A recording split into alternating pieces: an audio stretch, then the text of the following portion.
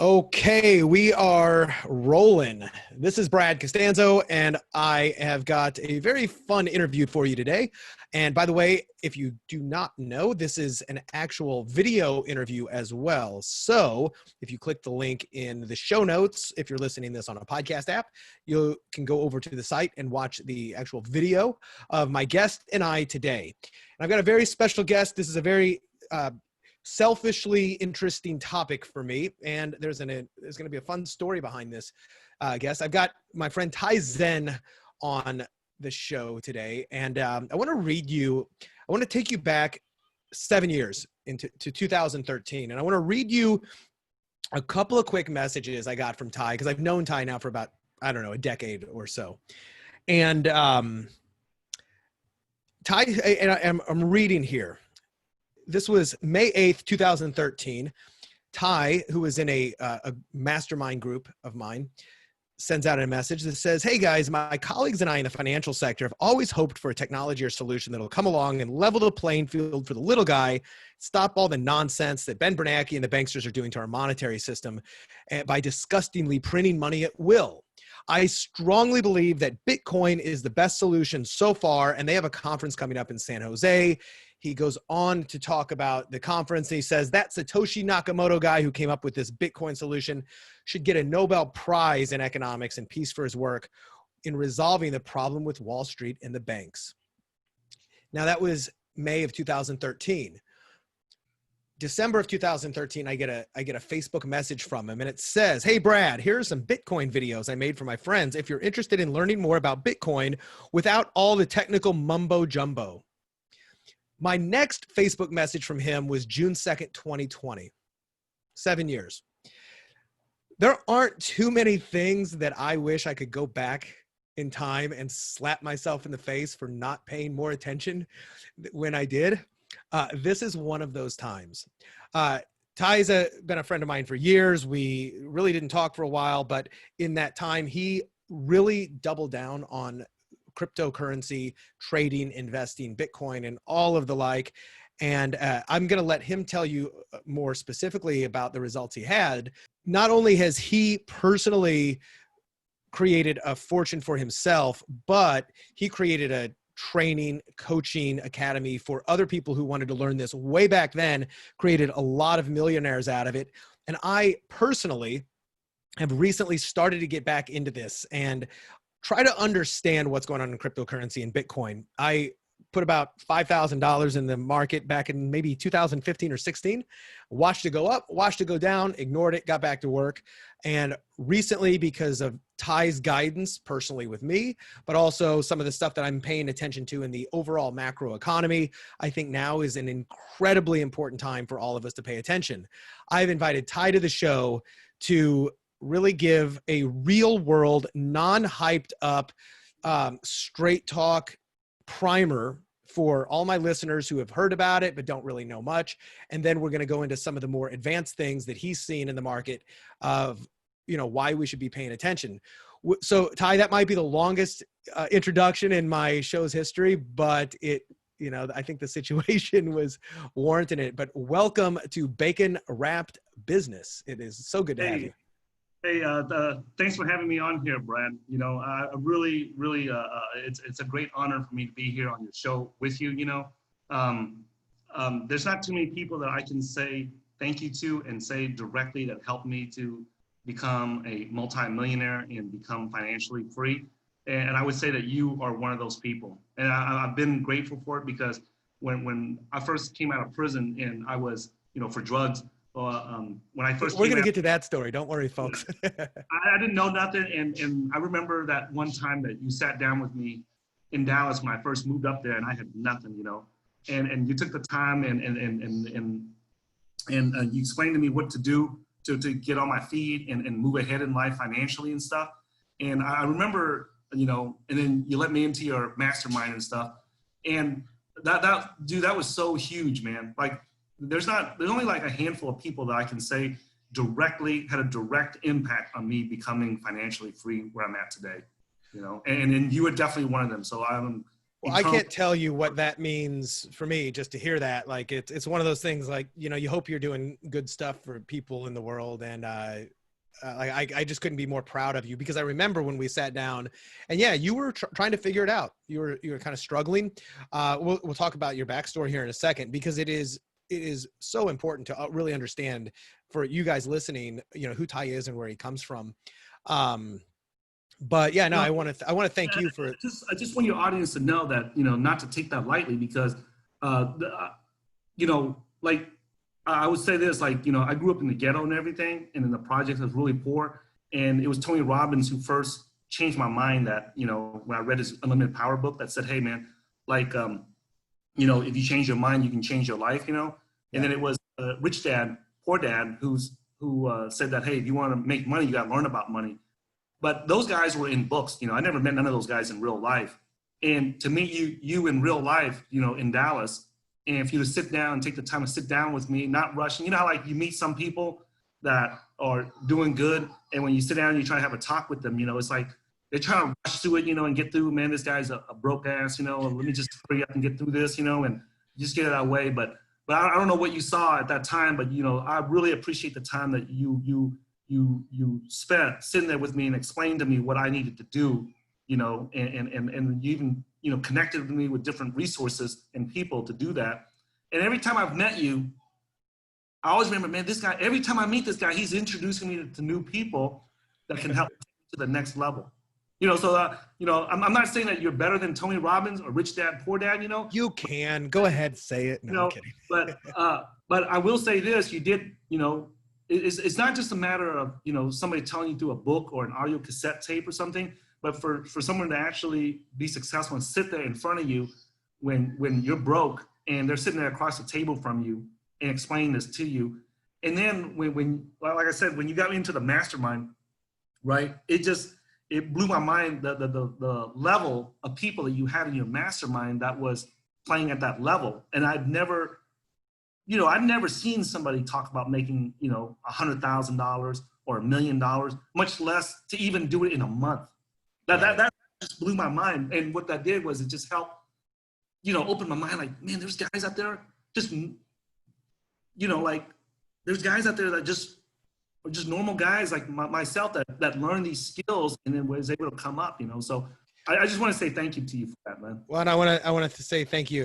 As I said, it means a lot. So you mentioned prison, and you mentioned growing up in the ghetto.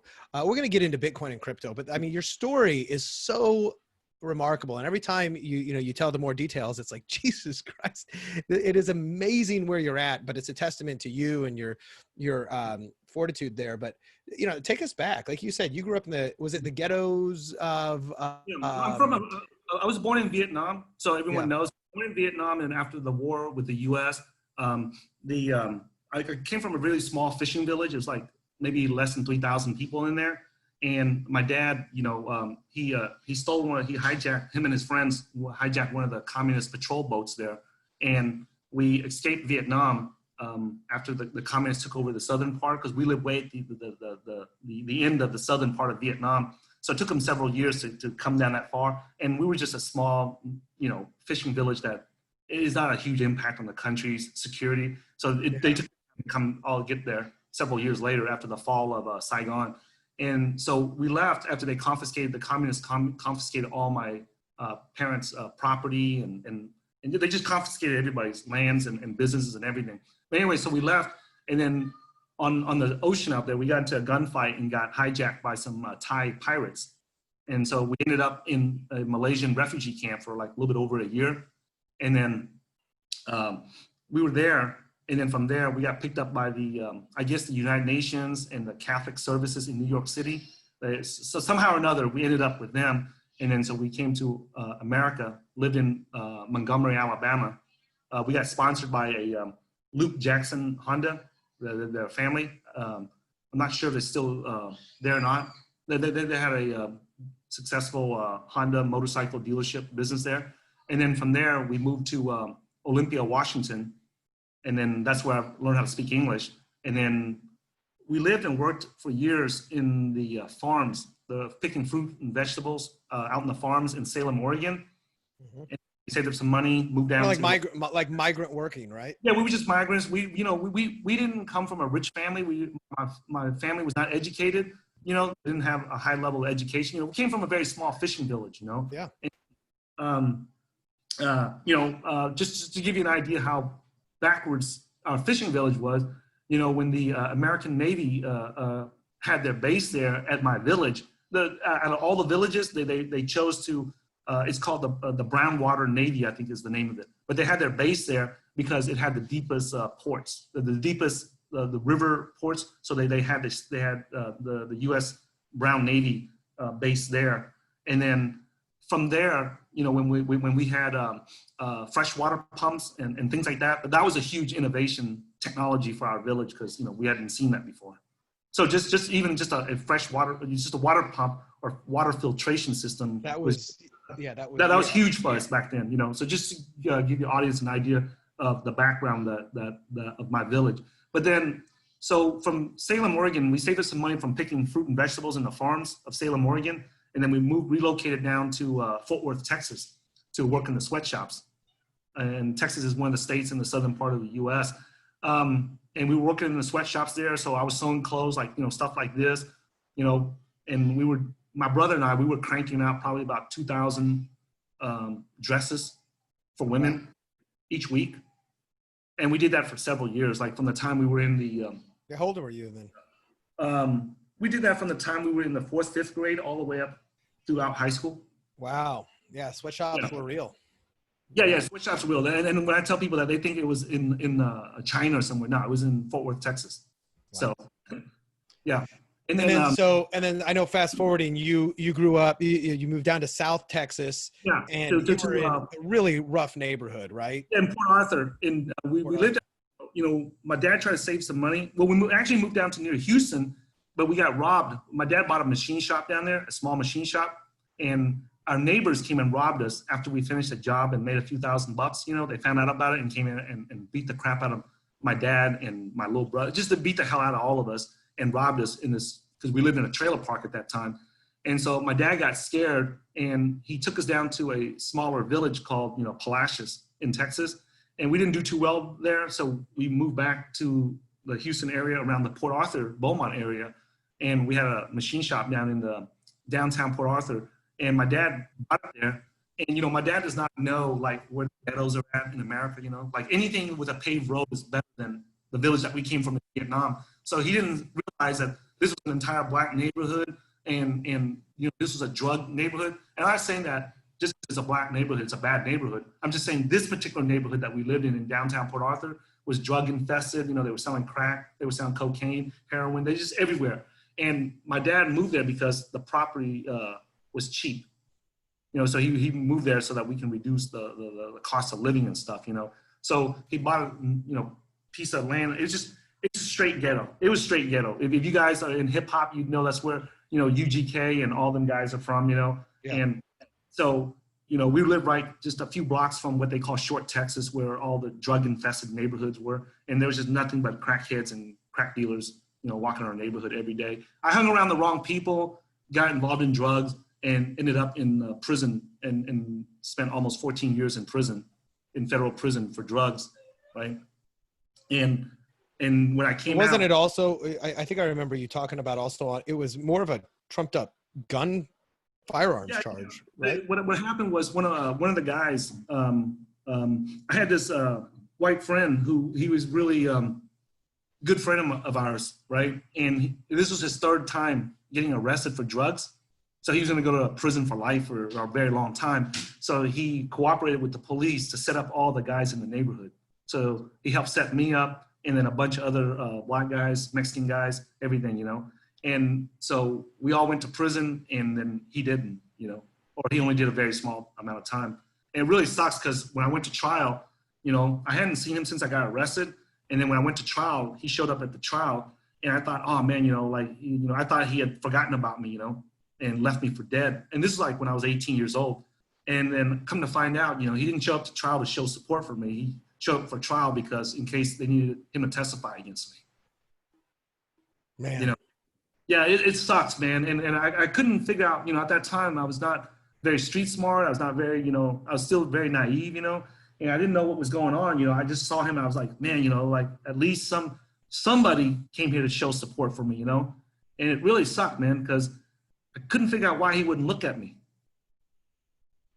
I couldn't figure out why he wouldn't look at me, and it's like, and you've seen a U.S. courtroom before. They have the chair back for the public, and if you were, if it's your trial and I wanted to show support for you, I would just come sit behind you, behind you and your attorneys, which would be about maybe, it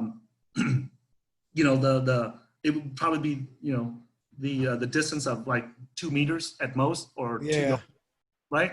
So I can just come sit behind you just to show you that I'm here to support you. But he was sitting like the farthest distance away from me, and he would never look at me. And then when started to give you clues of what was going on. No, but then it's one of those things like it's one of those things where you have a crush on a girl or something in high school, and then she has, then one day you see that she's kissing the other guy, and then you realize that, hey, she really doesn't like you, she likes the other guy. It's one of those moments in time where, except this time, it really hurts, because that if that guy opens his mouth, I could go to prison for life. Yeah, exactly.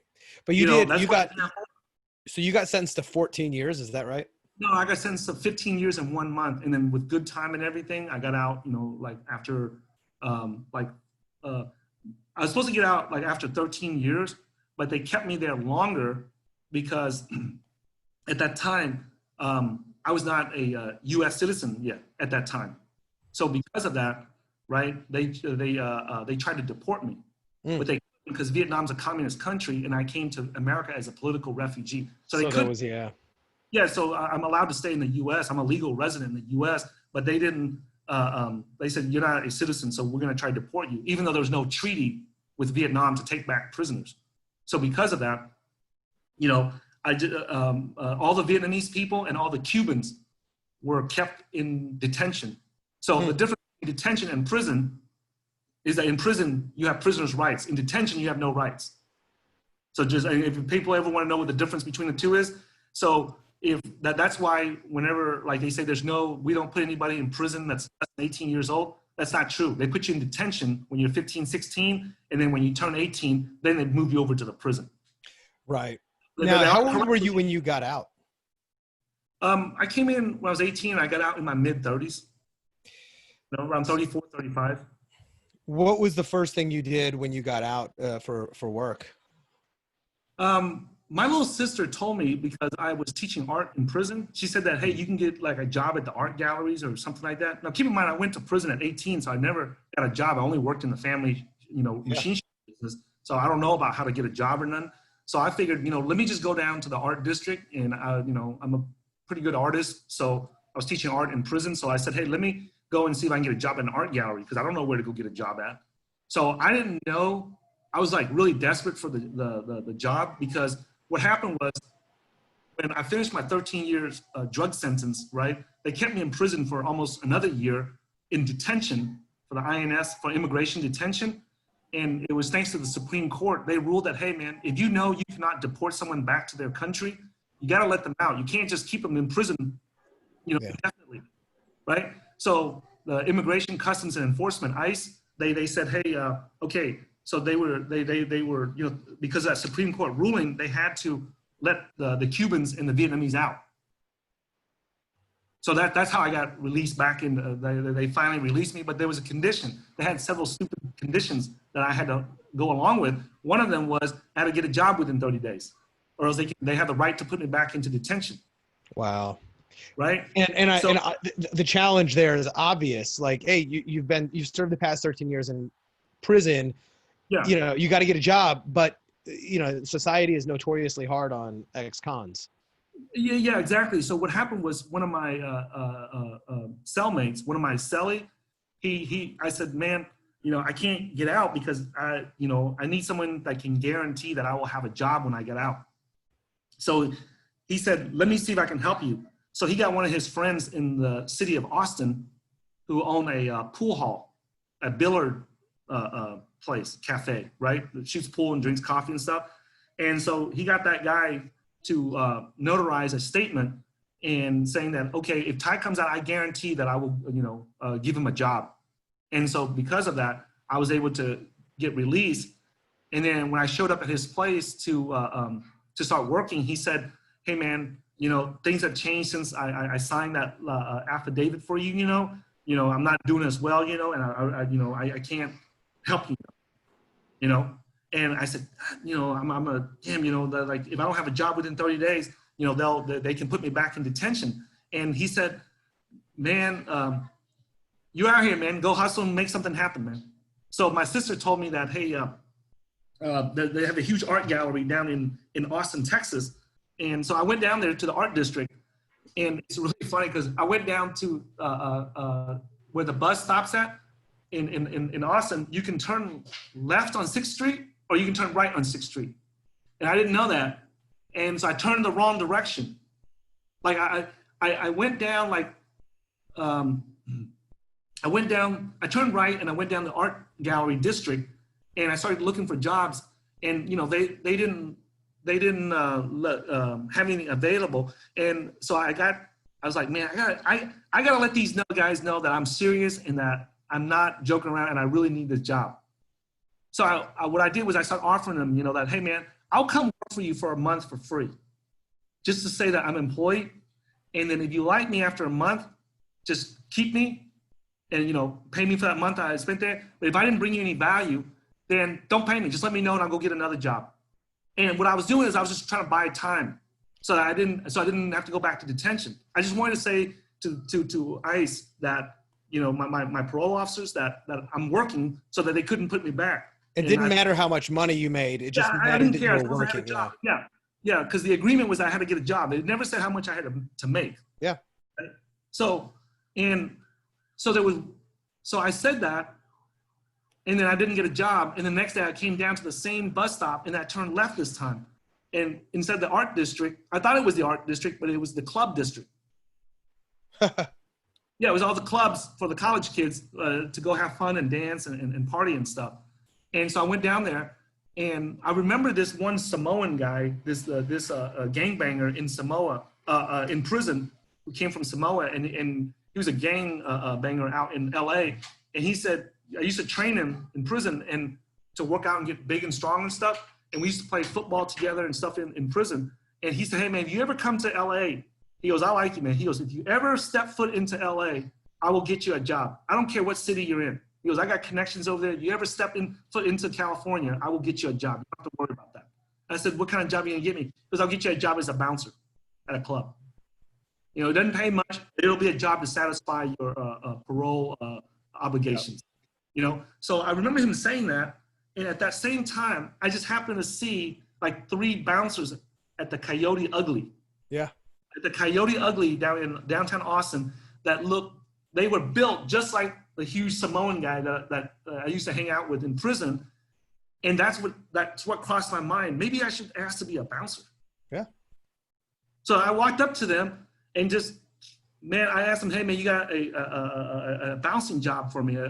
And just for the people outside the US that's listening to this, a bouncing job is a security guard job where you work at the front door and check everyone's IDs to make sure that they're over 21 years old before they can come into the bar or the club. And so what happened was they said, nah, man, we just hired a guy last week, but if you walk across the street and go to that jazz club and tell them I sent you, they need to hire another security guard or a bouncer. There you go. And I got my first job, man. Beautiful. And now I want to fast forward a little bit. At one point, I remember when we met. I don't remember when we met, if you were bouncing or you at some point were working for it's like a stock market training company, where you were both trading and teaching or selling, or what was the role there? So the role there was, while I was working as a club as a bouncer, I was going to, at night, during the day, I would try to go to school to learn how to trade stocks. That's always been, ever since I read Rich Dad, Poor Dad, yep. I realized I can either go the real estate route or the stock route. And the real estate route, I couldn't, because in the state of Texas, they would not allow anyone that's been to prison, like someone who's license, they wouldn't give them a real estate license or not like that. And a few real estate brokers even offered to pay for me to study and get my license and come work for them.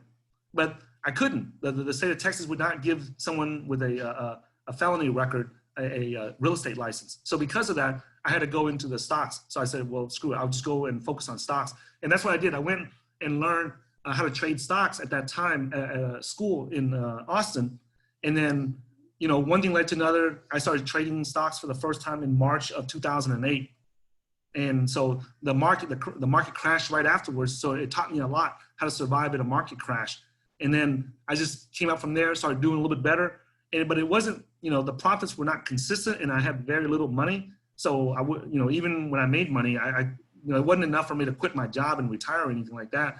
And then at one point, that was in 2008, and then fast forward 2 years to 2010, and that's when I got recruited by the school. But you know, I figured, you know, instead of hanging out with my knucklehead friends that didn't want to make money and get ahead in life, you know, I was trying to, you know, catch up. You know, I was trying to speed up, you know, getting back on my feet. So I had free time and I wasn't working at the clubs as a security guard. I would go to the school and volunteer to help them clean up their computers, pour the coffee for the instructors. And, you know, I came from the old school, you know, Kung Fu days, you know, where you go to the dojo and you just help mop up and clean up and do whatever you can when you have no money to get, you know, Kung Fu lessons, right? Exactly. So that's what my mentality was, you know, and, you know, from an Asian culture, that's already instilled into us. So it was not a big deal for me, you know. So I would go there, and while the stock trading instructor was teaching, you know, I would go out there and make, you know, clean up the coffee machines, pour the coffee for him, you know, while he was lecturing or something, and, you know, and he needed to clean up the whiteboard or something. I'd go out there and volunteer, you know, and that was how I would do it. And then at the end of the day, when he needed to update the computers after class, I would stick out around after class and help him update all the computers and everything, or install any new software or computer. You know, I didn't know how to use a computer back then. So I had to, you know, do this so I can learn how to use a computer.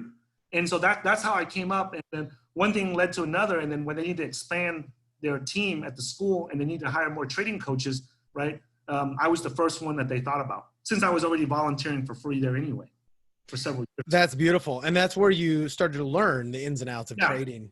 We're going to get into like, we're about to transition into the whole crypto world and your discovery into that. But I want to just take a moment and just, both for you and my listeners, just recognize what, you know, the story you just told and why I want you to go into that. Success leaves clues. And, you know, you could have taken one route in life. You could have played the victim.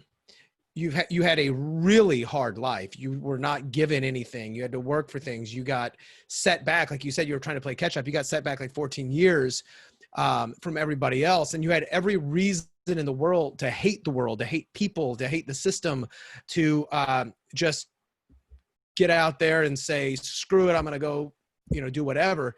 But you took your future into your own hands and you decided, look, I've got to catch up. I've got to learn things. You read some books, you read Tony Robbins and Rich Dad, and you actually took the steps necessary. You took personal responsibility. I don't remember. I was watching your interview with, I forget the guy the other day. He's a Bitcoin Meister, right? And at one of them, I don't remember if you said this or he said it, but I loved it. It was like, personal responsibility is the new, Is the new counterculture. Is the new counterculture. I loved that. Personal responsibility is the new counterculture because so few people do it. I've lived a really charmed life, especially in comparison, and I've never had to go through the fires that you've had to. So, but I really respect people who have, because it's so easy to take the other way out. And you didn't. You said, I've got to do this. I got to figure it out. I got to learn. I got to, I got to learn it. I got to do it.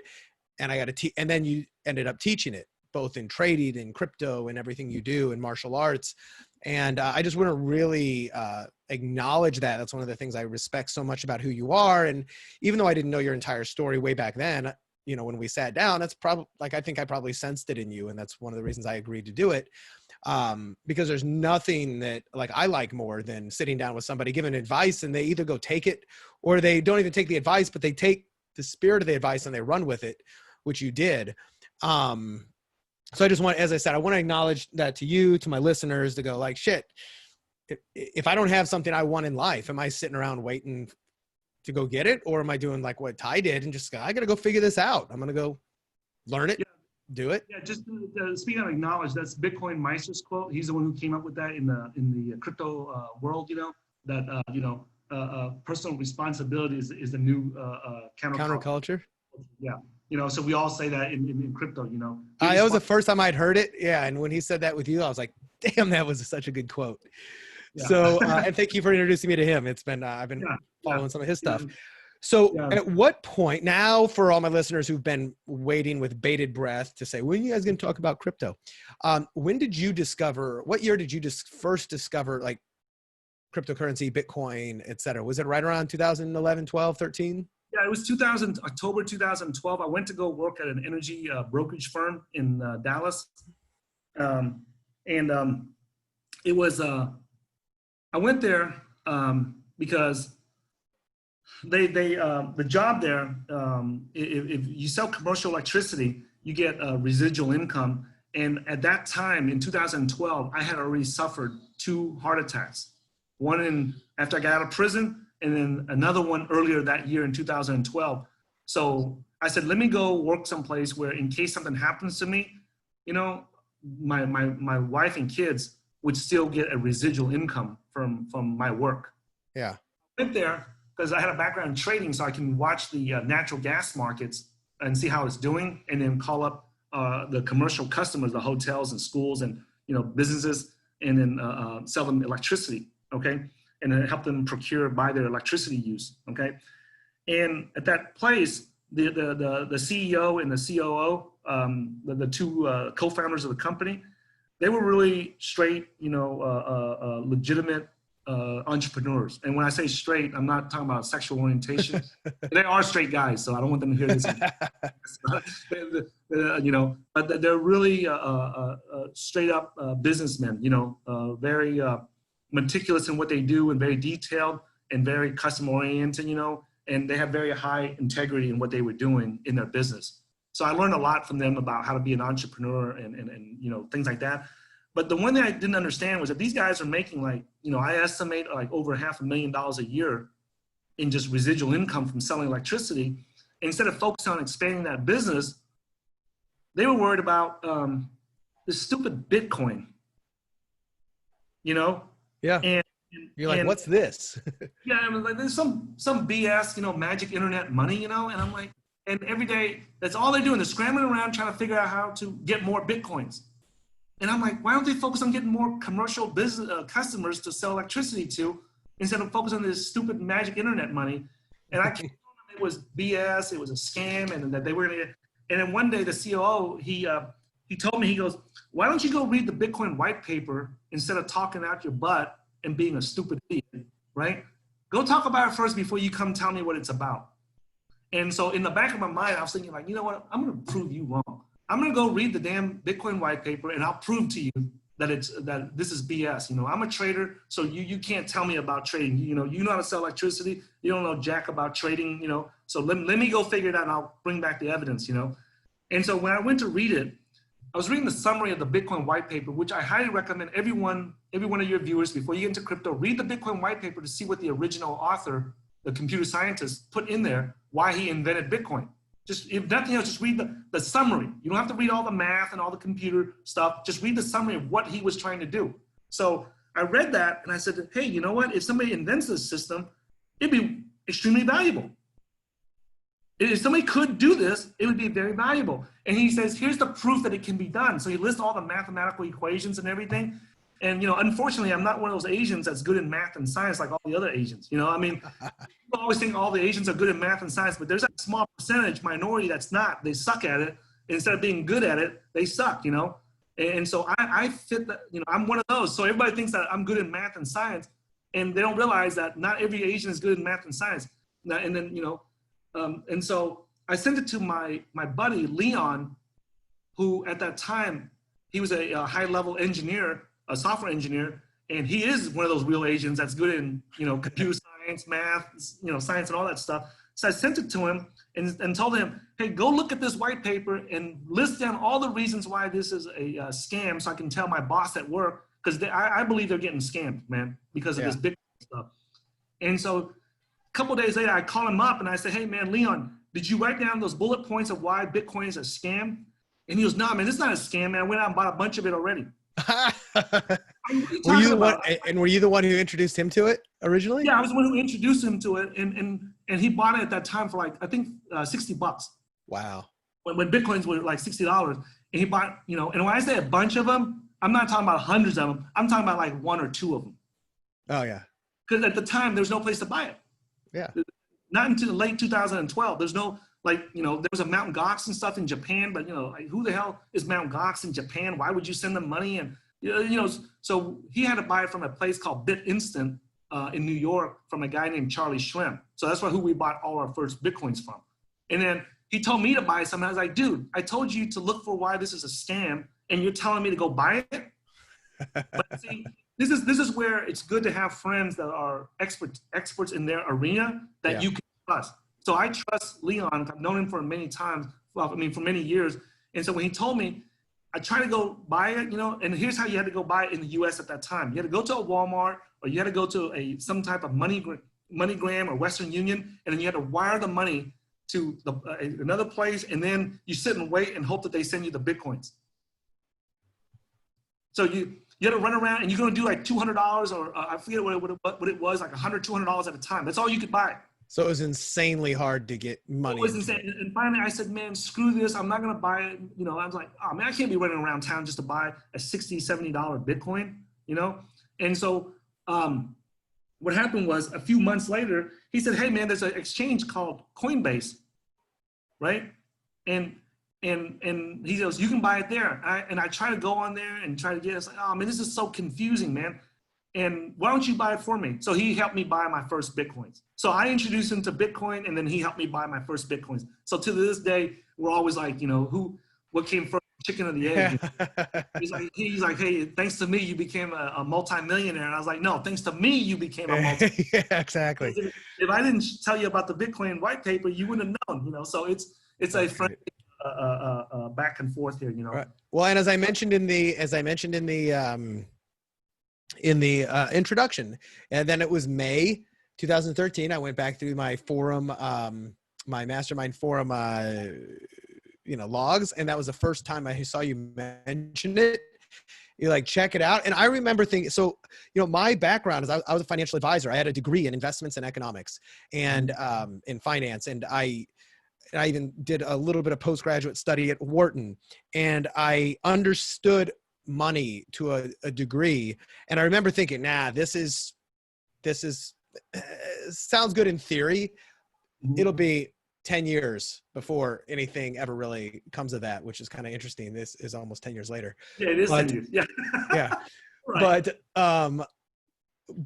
But you stuck with it, and you stuck with it when there was a whole lot of a whole lot of uncertainty in the market, et cetera. You started making videos about it. You started studying it, applying your trader philosophy to it. And then at what point did you really start to understand the, what do I want to say? The real potential here. When did you start wasn't that far, messing around with it to going, I'm taking this serious?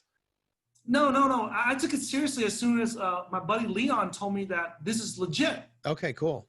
Because see, now you gotta understand why I went all in on it, right? Because I was trading stocks at that time, and let's say I made $100 profit in stocks, right? It took about 2 weeks before I could use that money. Yeah. And I was always, and at that time, I could only open up. It's a long story, but I was able to borrow $10,000. Right, and you needed $25,000 in the U.S. in order to day trade. The law in the U.S. is that if you want to make as many trades as you want each week, you have to have above $25,000 in your account, a minimum of $25,000 in your stock trading account. And I didn't have money. I had to go borrow money from people, and I could only borrow $10,000. And at that time, $10,000. The broker, this is one broker that existed at that time, allowed me to do this so that I can get around that 25,000 rule. He said, as long as you trade cash and don't borrow money from the broker, you can make as many trades as you want. As long as it's cash. Yeah. He said it only applies to the $25,000 pattern day trading rule. It applies to if you use margin. But if you use your own cash, that's your money. You can do as many trades as you want. And at that time, I was only trading 10 shares. So that allowed me to make as many trades as I needed each week. So I was trying to practice. I wasn't trying to, become a millionaire or go to the moon at that time. I was just trying to learn how to trade, right? So and then some weeks I would make a mistake and make, when I increased from 10 shares to 20 to 50 to 100 shares, right around 100 shares somewhere, sometimes I would miscalculate and forget, and I would go over the 10,000 limit. So I used up all the cash that week. So I would have to wait a whole week to use that money again. And I used to be frustrated because it always, as a trader, it always seems like when you cannot trade, that's when the big moves happen. Yeah.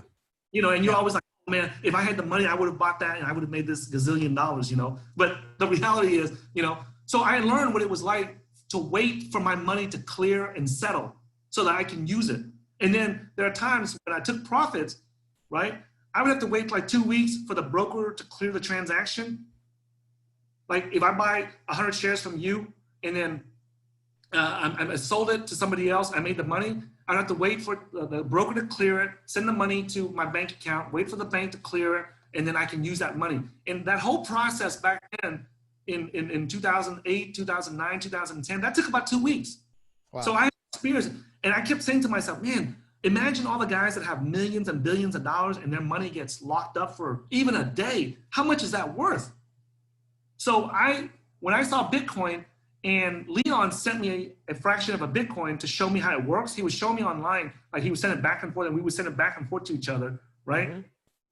Mm-hmm. I remember the first time he sent it to me, I go, okay, so when does this clear and settle so that I can use it and send it to someone else or send it back to you? He goes, just wait a couple minutes. A couple minutes, you mean days? And I said, a couple minutes? I said, how's that possible? Like the banks in the stock market takes 2 weeks. And the minimum is 3 days. That's why they call it T+3. So T+3 means the trade or the transaction plus 3 more days before it clears. Right. No, man, this is why this technology is so revolutionary, because it only takes 3 minutes to clear. And I said, okay. And then before we even finish talking on the phone, the transaction clears. So I'm able to send the Bitcoins back to him. He sends it back to me. I send it back to him, back and forth. And it was like this. It was instant. And it cleared. So it was the first time that I saw a technology where the transaction is the settlement. Well, now how is that different even back then than like PayPal? Because, and I may be clear. Whenever you and I send money through any traditional system, it looks like if I send you money through the bank, through Chase Bank, through Bank of America, any kind of HSBC bank, it shows up in your account immediately when I wire it to you or send it to you. But in the background, in the back end, in the back office, they're still trying to clear it, and it takes 3 days. Is that even true with like PayPal? Like for instance, if I sent you like $5,000 worth of PayPal right now, you wouldn't be able to just go withdraw that and pay for stuff right now, would you? No. What happens? No. But that's why if you notice, like whenever people get their accounts frozen at PayPal all the time, you're in them. You coach and consult a lot of internet marketers. You hear them getting their accounts frozen all the time. That's because of that. Because PayPal doesn't want to be responsible if somebody asks for a refund or there's a fraud or something. And once they clear and settle it, then that means that they can't take it back anymore, right? And then some banks, depending upon the amount of volume that you do, the banks will let you just go ahead and use it because they know the likelihood of you doing fraud is very low with it. So if I send you $100 right now, let's just say I send you $100 right now and you withdraw it right away. They'll go ahead, they're using what they're doing is they're loaning you the money to use it, but it still has to clear in the back office. It still has to clear. There's no way it can clear that fast. Yeah. Okay. That's the reason why the stock market cannot operate 24 hours a day, like the crypto market can. Because they have to stop it and clear the transactions. Every day after the trades are done, they have to take time to clear and settle the transactions. And so when I saw Bitcoin clearing and settling the transactions within a few minutes, I was like, dude, this is going to revolutionize Wall Street. There's no way that Wall Street is that stupid where they won't use this new clearing and settlement technology. Now, a lot of people get into Bitcoin because of it being a new currency. I never believed that from the very beginning, and I still don't believe it till today. Okay, I never So believe that they're going to take over the US dollar or the euro for simple reasons. Okay, the US has the biggest money printer in the world. They have the most aircraft carriers in the world. They have the most fighter jets, bombers, stealth bombers, submarines in the world, right? And China might outpace them by now, but last time I checked, they still have more aircraft carriers for sure than anybody else. They're not building all this stuff and having all these big military bases around the world and let you come along with some cryptocurrency called Bitcoin and take over their money printer and take away their power. Ain't nobody gonna do that. You and I wouldn't do that if we own that a money press like that, and nobody would. right. So, and that's I'm putting a pin in this because I want to talk about this, but let's zoom out on a big macro level.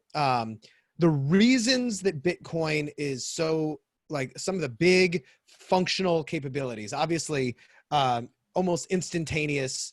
Because I want to get last, because this is a big thing, is its relationship to fiat, et cetera, and why some of the people who are so gung-ho that it's going to replace, why that is probably misguided. But that's such an important topic. I want to circle back to it.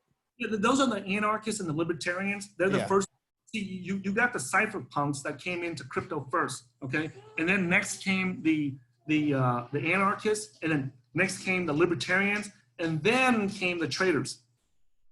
Yeah, exactly. And a lot of people talk, if you don't know much about the way the money supply works, we have what's called a fiat currency, and I'm not talking to you, obviously, I'm talking to my listeners, where it's backed by the full faith and credit of the U.S. government. It's not backed by gold, et cetera. And a lot of people think that means it's not backed by anything. But you and I have talked privately. It is backed by something. It's backed by lead and missiles and bullets and tanks, right? We have the ability, and we often have gone to war or created, whatever. We've invaded countries who have tried to usurp the power of the petrodollar, of the U.S. having the world reserve currency. And the idea that, oh, well, Bitcoin's just going to take over and everybody is going to willingly, including the U.S. government, say, okay, well, yeah, let's just use Bitcoin instead of greenbacks. That's not likely to happen, like we said, in our lifetime. But what about the idea that, because we're starting to see this more and more, there's one thing about just using the dollar in the U.S., but because we're the world's reserve currency and the tie to the petrodollar makes every other company need it, but we're starting to see a lot of countries, from China and Russia really specifically, trying to depend less on the dollar, whether it's doing their own alliances or their own digital currencies or something of this nature, to where they can become less reliant on us. That's actually a really big thing, because if we didn't have the I guess the artificial demand for US dollars, we wouldn't be able to print money the way we are.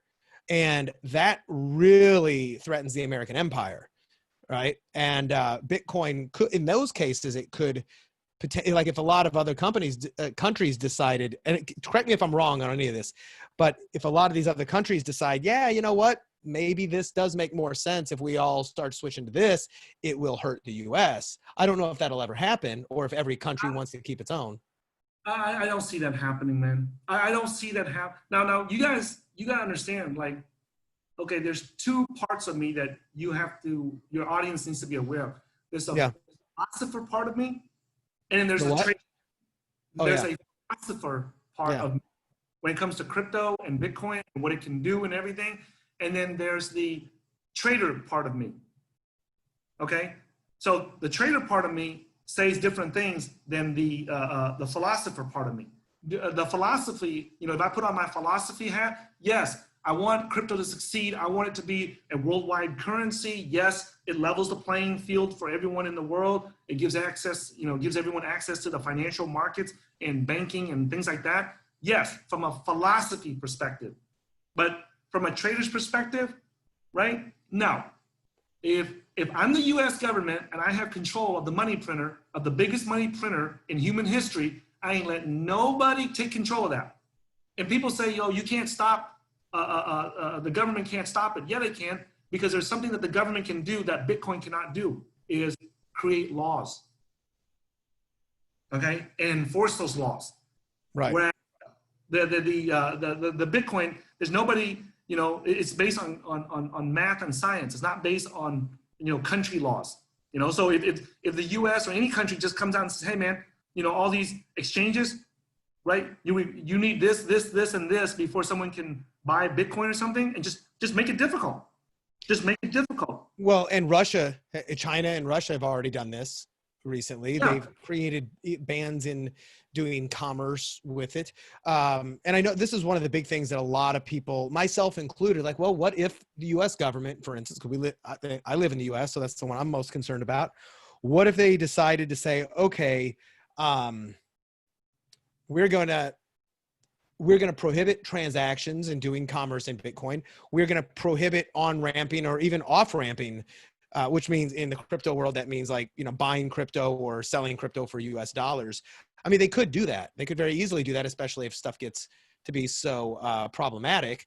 One of the articles I read that I really liked, though, about, you know, the real risk of that happening, they said, you know, the crypto market by market cap is still so small compared to the rest of the assets and money supply, from, you know, from gold to, you know, et cetera, that by the time it gets on their radar, it's on their radar, but by the time it became even close to being a threat, it would be something like 10, 20, 50 times higher in value than it is that right now, right? So that where we are right now is still so early in the entire. So let's just throw some numbers out there so that your audience has an idea of what you and I are talking about. So the entire crypto market, there's over 6,000 cryptocurrencies on the market right now, right? And the granddaddy, or the biggest one, obviously, is Bitcoin, because it was the first one. But if you combine all their market cap together, you know, take the quantity of coins that's available on the market for each cryptocurrency and multiply it by the price of that coin, you come out with the market cap. And if you add all the market cap of all, you know, 6,000 plus coins together, it's only like somewhere around 350 billion. Somewhere around there. Right? All combined. Yeah, all combined. Now, if you just look in the news, right, and look at Apple's market cap, Apple just crossed a $2 trillion market cap. 2 trillion. So the entire market cap of crypto is not even, I don't know, I'm not one of those Asians that's good at math, like I said, but take whatever 3 billion is, divided by 2 trillion, I think it's not even 20%. It's not even 20 or it's not even 25% of Apple's market cap. Just one S&P 500 company. Wow. Now, to put things in perspective, gold has a 10 trillion market cap. All the gold in the world. And if you think about it, you cannot transfer large sums of gold to the other side of the earth to someone easily. Like, you know, you can't transfer $1 million worth of gold to someone else. Like, I'm in Bangkok right now, you're in San Diego, America, right? I cannot send you $1 million worth of gold, right? I cannot take that piece, an ounce of gold, and chop it up into 100 million pieces and use it for micropayments. Right. There's no way for me to authenticate if the gold is real or not. There's no way. You know, I would have to be a scientist or some type of gold expert or jewelry expert to go and test to see that gold is real, right? So there's no way to authenticate if it's real or it's fake, right? I mean, look at the Chinese reserves bank. They just got busted with like 70 tons or something like that worth of fake gold. Yeah, it was like tungsten or something like that. Yeah, coated in gold, inside, right? Yeah, it was gold-plated tungsten. Look at that. And these guys are the world experts. They're supposed to be in charge of holding reserves, 70 tons of gold. And even they didn't even know that it was fake gold. So how's a guy like me and you going to know if something's fake gold or not? Whereas all cryptocurrencies, it's very easy to know if it's real or not. You just go onto the internet and you check their network, and they have on their network, it's called a block explorer. You can easily check it and verify if that's real or not. Or even better, you can download the software to your computer and it will verify if it's real or not right there. So everyone has access to it, to the network, you know. And I think that what's important here, besides the clearing and settlement, right, technology, you can use it for a lot of things. You can use that clearing and settlement technology for a lot of things, but Satoshi Nakamoto chose to use it to create a currency, an internet currency for the internet, because people have been trying to do that for years. And he was the first one to come along and do it, because the problem is that on the internet, you can copy and paste anything. So that's the first thing that people always say, well, if Bitcoin is a digital currency, can't I just copy and paste it? No, you can't. If you look at how the math is done, right, and the way that it's done, you cannot do that. Mathematically, you cannot do it. Now, right. There's people out there say, well, Tai, somebody's going to be able to figure out how to copy and paste a Bitcoin sooner or later. No, they're not. If they did, they would have stole billions of dollars already. Yeah. If somebody can copy them, yeah. And the people in the Bitcoin community, they challenge the people. Go ahead and try and copy and paste it and see what happens. So now, there's so many things. I mentioned this to you offline. One of the things I like is how if every time that Bitcoin doesn't die, it gets stronger, right? Every time somebody doesn't take it down, every time a government ban or hurdle or obstacle or even a market bubble and then a crash doesn't just destroy it, it makes it strong because it makes people go, huh, maybe there is something to this. Like it takes a licking and keeps on ticking. Yeah. So I say this, our team is one of the first ones to say this online, that it's not just Bitcoin. I'm just going to say the entire cryptocurrency market, right, has built-in immunity. And each trader and each investor and each institution, each company, each business, each developer, each engineer that uses cryptocurrency or is working in it, whether you promote it, you talk about it, you educate people about it, you trade it, you invest into it, or you're writing the software for it, or you're auditing the software, it doesn't matter what you do. If you're involved in cryptocurrency, you become like one of those immune cells in your body. Yeah. Inside the immune system, okay? And the entire crypto market has an active and live and natural, that's the key, natural immunity to, let's just call it BS, and to attacks and to viruses. What kind of viruses? Like to the governments that try to ban it, to hackers that try to hack it, to thieves and scammers, all these things that are trying to attack the network and the system to steal the cryptocurrencies. It learns from it. Yeah. I'll give you an example, right? So like, let's just say the stock market, for example, it crashed in 1987, it crashed in 2000, it crashed in 2008, and then the next one's coming. Sooner or later, there's going to be another crash, right? The difference between those crashes in the markets, in the traditional markets, is that you have the government coming in and artificially fixing it. And in the free market, adjust and fix it for themselves. Like you and I know, a lot of those banks that should have went out of business, we should have let them go out of business. Hey, if you can't run a damn business correctly, right, and make a profit, then go out of business and let somebody else take your place. The governments and the taxpayers should not come in and save those companies that don't know how to run a business profitably. Same thing with the car manufacturers. So we got a situation where governments and is artificially keeping them alive. Whereas in the cryptocurrency market, it doesn't work like that. It's natural. And it's the first time in human history where we have a free market determine what should succeed and go to the top and what shouldn't. So there's over 6,000 cryptocurrencies on the market right now. Last time I checked, it was like 6,788 or something like that, according to coinmarketcap.com. Okay. So now. And those are just for reference that there's Bitcoin, and then is every single other one of those called an altcoin, just for. Yeah. So in the early days, there was only Bitcoin, and everyone, we only needed Bitcoin. Then there's a lot of people that came along and said, hey, Bitcoin cannot do this. Bitcoin cannot do that. So they invented a new cryptocurrency using the same code or the same Bitcoin technology or something similar to it, right? Yeah, blockchain technology, yeah. Yeah, so what happens is, like, when we were all riding horses and camels and bulls and goats and ponies and stuff, somebody came along and invented a diesel engine. Yeah. And now we have a mechanical form of transportation. So if you invent a diesel engine and you invent a four-wheel car, don't be surprised if somebody comes along and invents a two-wheel, a system, a car, or a three-wheel or a four-wheel or a six-wheel car. So don't. Yeah. As soon as, humans are smart. They see one guy doing it, somebody else is going to figure out how to do something similar to it. So don't think that you're going to be the only one. Okay. Perfect. Oh, but what your audience needs to know is this. okay? Because if I talk about the technology too much, it's gonna get them dizzy and they're gonna lose track of. I think that what's important for your audience to know is what is the value in cryptocurrencies and the value of the blockchain technology. I think that if they understand that, I think they can make better decisions on whether or not they want to jump into or stay out of that market, okay? So Bitcoin and all the cryptocurrencies are nothing but databases. Whenever you hear that, okay, so Bitcoin is one cryptocurrency, it's the first and the biggest one at the moment, and then Ethereum is the second biggest one, and then you got Bitcoin Cash, Bitcoin SV, you got Tezos, you got Cardano, you got Chainlink, there's over 6,000 of them, okay? No matter what the name is, it's nothing but a database.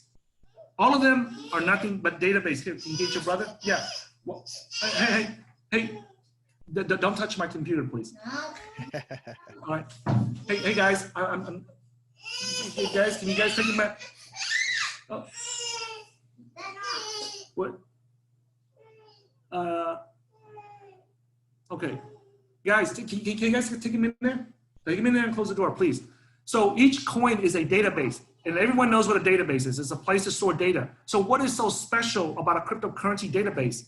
Well, the difference between a cryptocurrency database and the regular databases that everyone uses is that a cryptocurrency database, once you write the data into it, it cannot be changed. Right. You can update it, but you can't change what's already written in there. So let's say if I write into the cryptocurrency database that I sent you $100, that data, that I sent you $100, well, no one can go in there and change it. So it's what's in the cryptocurrency world is called immutable. That means that no one can change it. You can update it, and you can say, hey, you can send a second piece of data in there and say, hey, I want to make a correction to the first one. I actually only sent 80. I was supposed to send 80 to Brad, and then he sent me back 20. Yeah. You can do that, but you can't delete the first one where it says that I sent you $100. Right. Okay. Now, where is this useful? Where is this useful in that was life? what I was gonna. That was my next question. Okay, so in Vietnam, I'll use my village as an example. When my uncle and my family left Vietnam, we had land that we owned there. And what happened was the communists came and took it over, and then 20 years later, they decided, hey, communism doesn't work.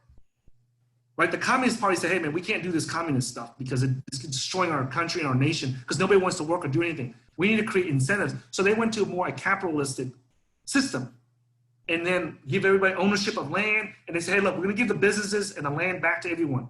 And then we're just going to collect taxes. That's a lot easier. That incentivizes people to grow the country and develop it. So that's, even though it's called communism in Vietnam, it's really a capitalistic society. It's even more capitalistic than even America. Mm-hmm. Even, okay? Yeah. They couldn't figure out, so the land that belonged to my family, somebody else came in and claimed it because we were in America at the time. So they came in and claimed it and they took it. Now we come back, I come back to Vietnam, I can't claim that land because the government is like, okay, show me proof that you own that land. Yeah. Show me proof that your grandmother owned that land. Well, we can't. But if we wrote the title and the land deeds and the documents that show that my grandparents own that land, if we put it into the blockchain database or the cryptocurrency database, then no one can erase it. There's no one can, so you can make up whatever you want, but anyone can go in there and look at the data because it's a public database. Anyone can go there and say, hey, you know what? Tai's grandparents owned this land 50 years ago before the war. And when the Communist Party took it over, they seized it, but this land still belongs to them. And it's never been changed since then. It's never been modified. So you can come in here, even when Tai is living in America and you claim that this is your land, the database still shows that this was never an official legal transfer of land ownership. So that's one place. Here's another place, okay? Imagine all the people that were doctors, lawyers, and professionals in Vietnam that left Vietnam after the war, and they come to America, and then now America requires that, hey, you gotta show us proof that you were a lawyer. You gotta show us proof that you were a licensed doctor. Well, imagine if the schools, each university has their own cryptocurrency account, and when I finish graduating there as a doctor, right, that they write it into that data into the blockchain. And now when I go to America, I can prove. You can prove it. America can go, hey, that university in the Saigon University, Medical University, they own that cryptocurrency account and they list Tai as one of their licensed doctors there. That's great. Yeah. And there's, Okay. and that's one of those, that's not even necessarily, that's not even a Bitcoin use, right? That's a blockchain technology use. And that's where there's like 6,000 coins and 6,000 applications that allow things like this to happen. Yeah, so you gotta keep in mind that these databases can be used for a lot of things, but why is it being used as a currency first? Well, that's the obvious one, because it was created by a bunch of cypherpunks, anarchists, and libertarians that don't want the government controlling our currency system. So you invent this new technology, right? And what do you use with it? Well, when Charles Diesel, I think that was the guy's name that invented the first diesel mechanical combustion engine that converted chemical energy into mechanical energy, he decided to use it for transportation purposes, to build a vehicle to transport people from point A to point B. But that same engine could have been used to pump water. Yeah, exactly. That same engine could have been used to power a train or a locomotive. That same engine could be used to build an elevator to take people from the mining shafts, you know, half a mile down in the, a mine and bring coal back up, or gold or silver or whatever back up to the top. He just chose to use it to build a vehicle. The same thing here with Bitcoin. So there's many uses for this Bitcoin database or this cryptocurrency database. It's just that the guy that invented it said that, hey, yes, this can be used for a lot of purposes, for land ownership documents, for college degrees, recording college degrees, birth certificates, and all these documents that are important, death certificates. But I just want to give an example of a use case for it, this new technology. And in this particular instance, I'm going to use it to build a new currency system that cannot be controlled by the government. That doesn't mean that the database can't be used for other things. It's just that right now, and because it's being used for a currency, it's a lot more controversial than saying, hey man, I just invented this new database that cannot be changed or modified, right? It can be updated, but you cannot go in there and rewrite history, right? It's not going to be as sexy and as appealing as and exotic as if you say that it's going to be a new currency that the governments can't control. You see what I'm saying? Yeah, I do. See what that sounds, right? If he came out and said, hey man, this is the newest technology to clear and settle financial transactions and stock transactions on the stock market or on Wall Street, it's not as sexy. It's not, and then also that's not the problem he was trying to solve in the first place. Yeah, it just happened to solve it. He was trying to solve a currency problem, and he was able to solve it by inventing a database that cannot be changed by anyone. Yeah. Okay. Yeah, and there just happens to be now a ton of other potential uses in blockchain. That actually brings me to one of the other points that, so if you're not haven't been studying crypto at all or whatnot, you might not be familiar with this massive trend going on right now that in the industry they call it DeFi, which is just an acronym or short for Decentralized Finance. In the past couple months, we've started to see really big run-ups and really big like resurgence of some of these other coins, altcoins pop or pump as they, we call it here. Explain DeFi for those who are unfamiliar and its role and maybe kind of your take on it, because we're starting to see some really stupidly incredible gains, but then they pump and they dump and they come back down, and there's projects that look really sound and really cool, but then there's scams, and then there's things that, like Yam and all this other stuff that are just a train wreck. But what do we need to know about DeFi to pay attention to? Okay, so one thing that people need to know about DeFi in cryptocurrencies, okay, is before I explain what that is, let me explain how it normally works in the traditional market so that people have an idea, a comparison, okay? So let's just say that when Facebook stocks come out, do you and I have access to buy? No. No. That's what, they have this good old boys club in Silicon Valley on Wall Street where when Mark Zuckerberg needed to raise $500,000, how come he got it from Peter Thiel and not from me or you or from your buddies? Yeah, the founders and the insiders and the VCs and the angels get all the early upfront money. Then by the time they even hit the IPO market and then they go to the broad market, it's still, for the most part, it's only the big institutional connected investors get it. By the time the average investor gets it, it's already inflated. It's up 1,000 times already. Yeah. Yeah. So, I mean, and to give you an idea, like Peter Thiel, who sold PayPal along with Elon Musk, he got like 150 million also from the sale of PayPal or something like that. Yeah. And he put 500,000 into Facebook and later on became like over $2 billion. Okay. So in the traditional financial markets, you and I don't have access to that. Even if we are millionaires, we still don't have access to it because we got to know the right people to even put our money into it. Yep. Okay? So for example, like The Rock just bought the XFL, which is a sports league in America. Mm-hmm. You and I want to join in with him because we think he's a huge, talent, and then he's going to turn this sports organization around and become very profitable. And we believe that the NFL is also another popular sports organization in America that's worth billions of dollars. And we believe that, hey, The Rock just bought this for 15 or 25 million. I forget what the number was, but it's a very small amount. And you and I want to pitch in with him. We can't. Even if we have the money for it, we can't because we're not the right people. He doesn't know us, so we can't go in there. So by the time he gets a billion or something, then it might go public or whatever, and then we get into it. But by that time, it's already went up 50x or 100x, 100 times, right? So the public is not used to investing into something that goes up 10x, 20x. And in cryptocurrencies, they don't measure your gain in percentage. Like we used to measure gains like 2% profit, 5% profit, 10% profit.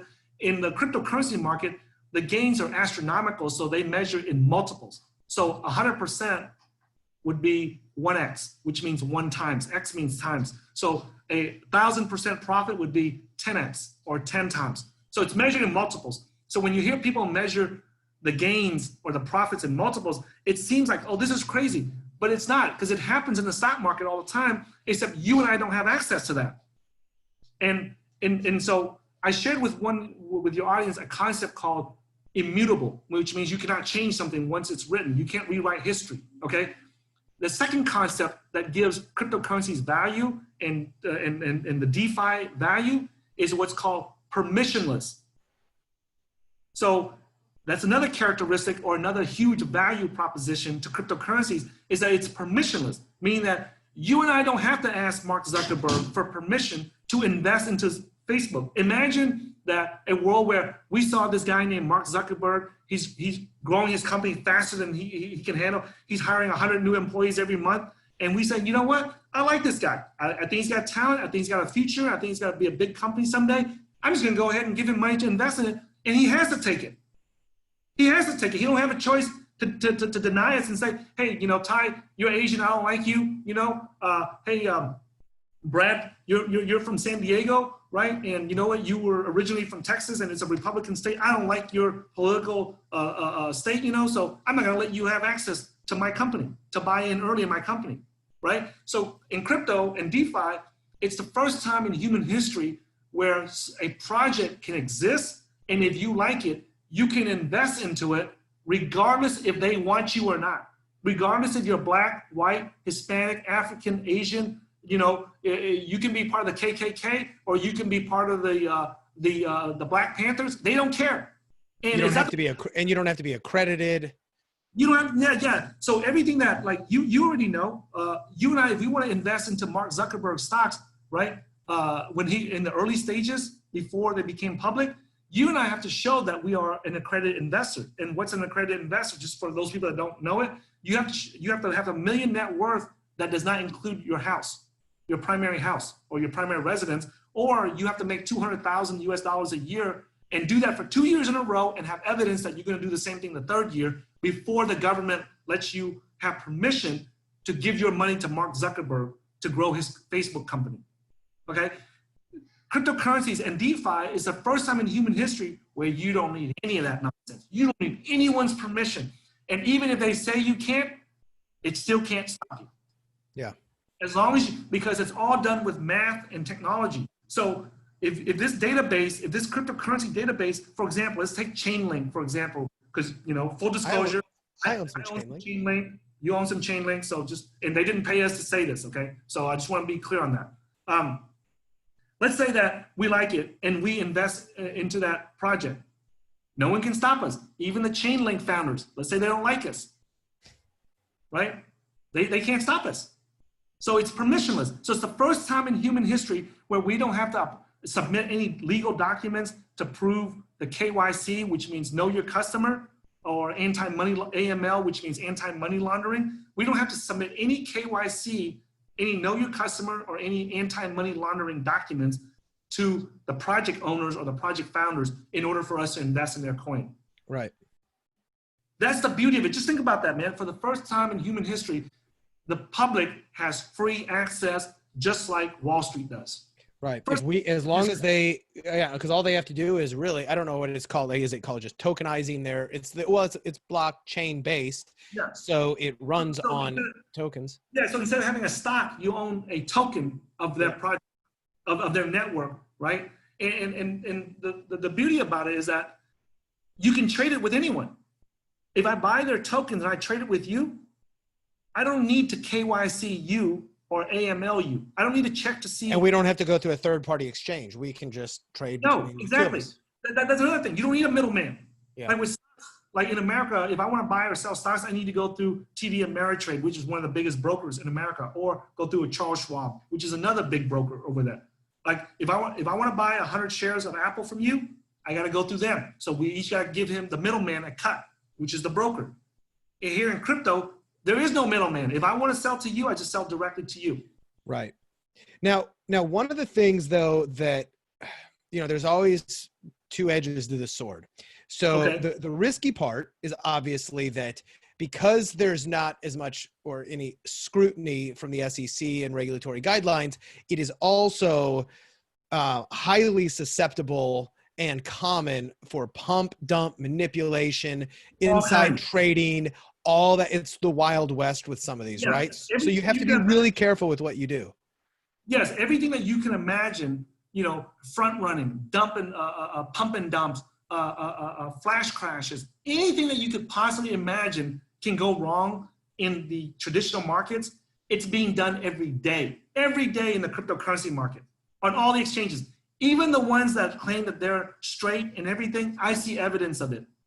Okay. So how do you protect yourself against that? How do you get into projects that you really like and believe without, just getting run over by hyper sophisticated investors who have, freewheeling? So this is what you do.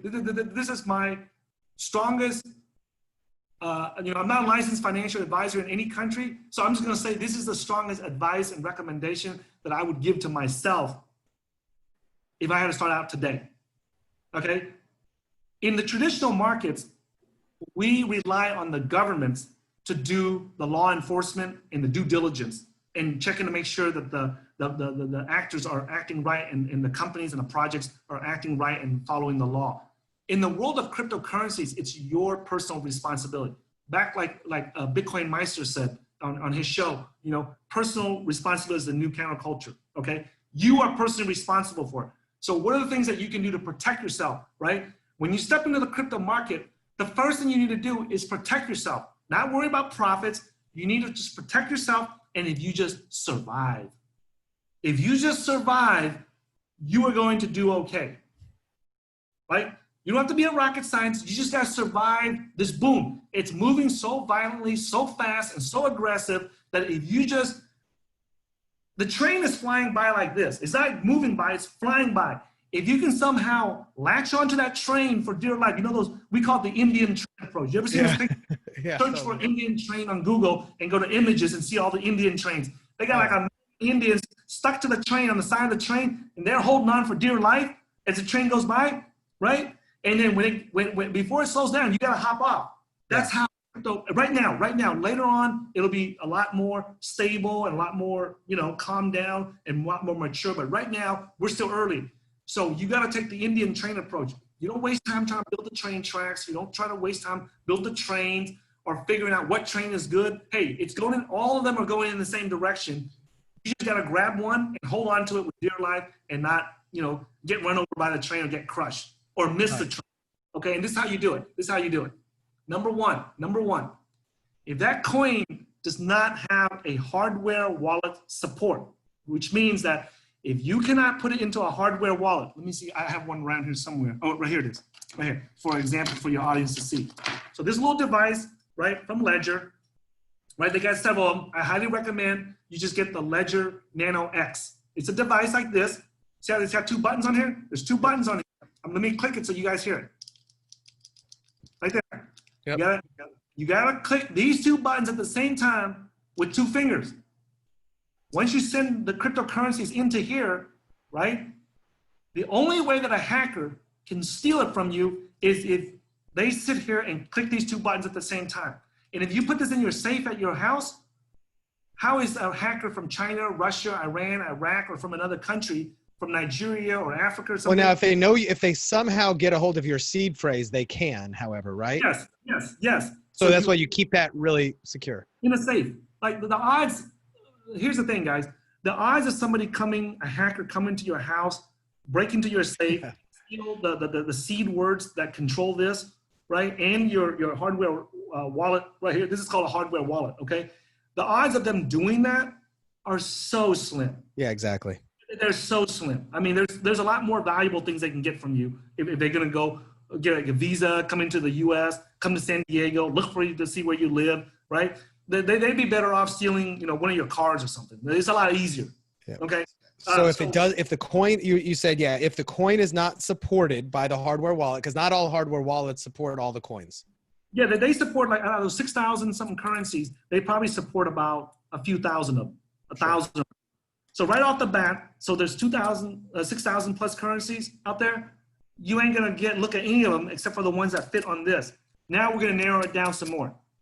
Okay. In the country that you live in the country that, here's filter number 2 to save your audience's butts, okay?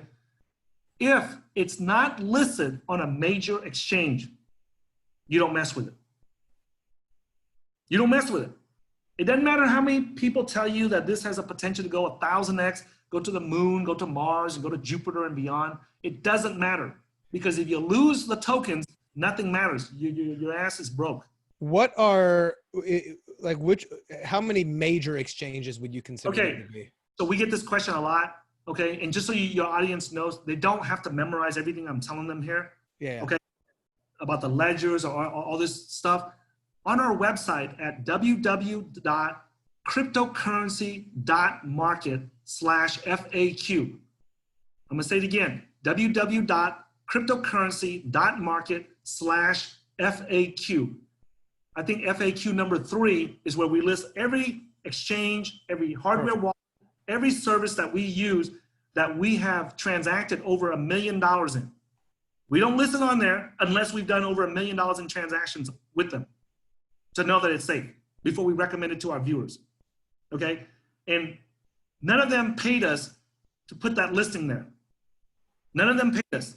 And we don't get, it's not a referral link. We don't make money from referrals or affiliates or none of that nonsense. We make our money from trading crypto. So you can verify that by putting the mouse over the link, and you'll see that it's just the link name. There's no affiliate or ID number or any of that. If you go to any of the other websites in crypto, right, a lot of the other cryptocurrency influencers and traders, they'll have referral links for everything they put down.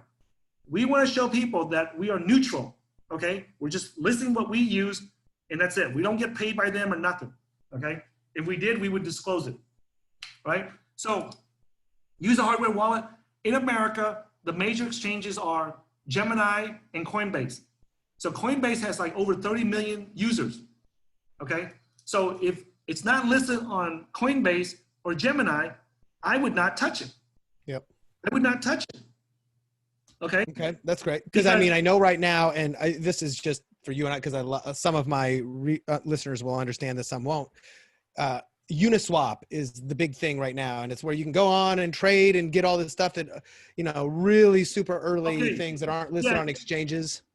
Yeah, but I would not touch that. If you're a beginner, listen to this, and you're like, if you're listening to this and you're saying to yourself in your brain as you're driving or listening to this, and you say, what the hell are these guys talking about? Or is this for real? Or is this, am I really hearing this? You should not be touching anything that's outside the 2 exchanges. The third one called Bittrex. I forgot to mention that. Yeah. There's a Bittrex US, and then there's a Bittrex Global. The reason why we want to only touch the coins that's listed on a major exchange in our country, in the country that you live in, is because you're relying on them and their engineers. Them and their engineers to figure that coin is not a scam. They're doing due diligence on it themselves before Yes, they decide to exactly, list it. So it's have the another filter. Yes, so you're using them. So you're using them as a filter. Just like let's say if I come to America for the first time, I don't know what banks to use.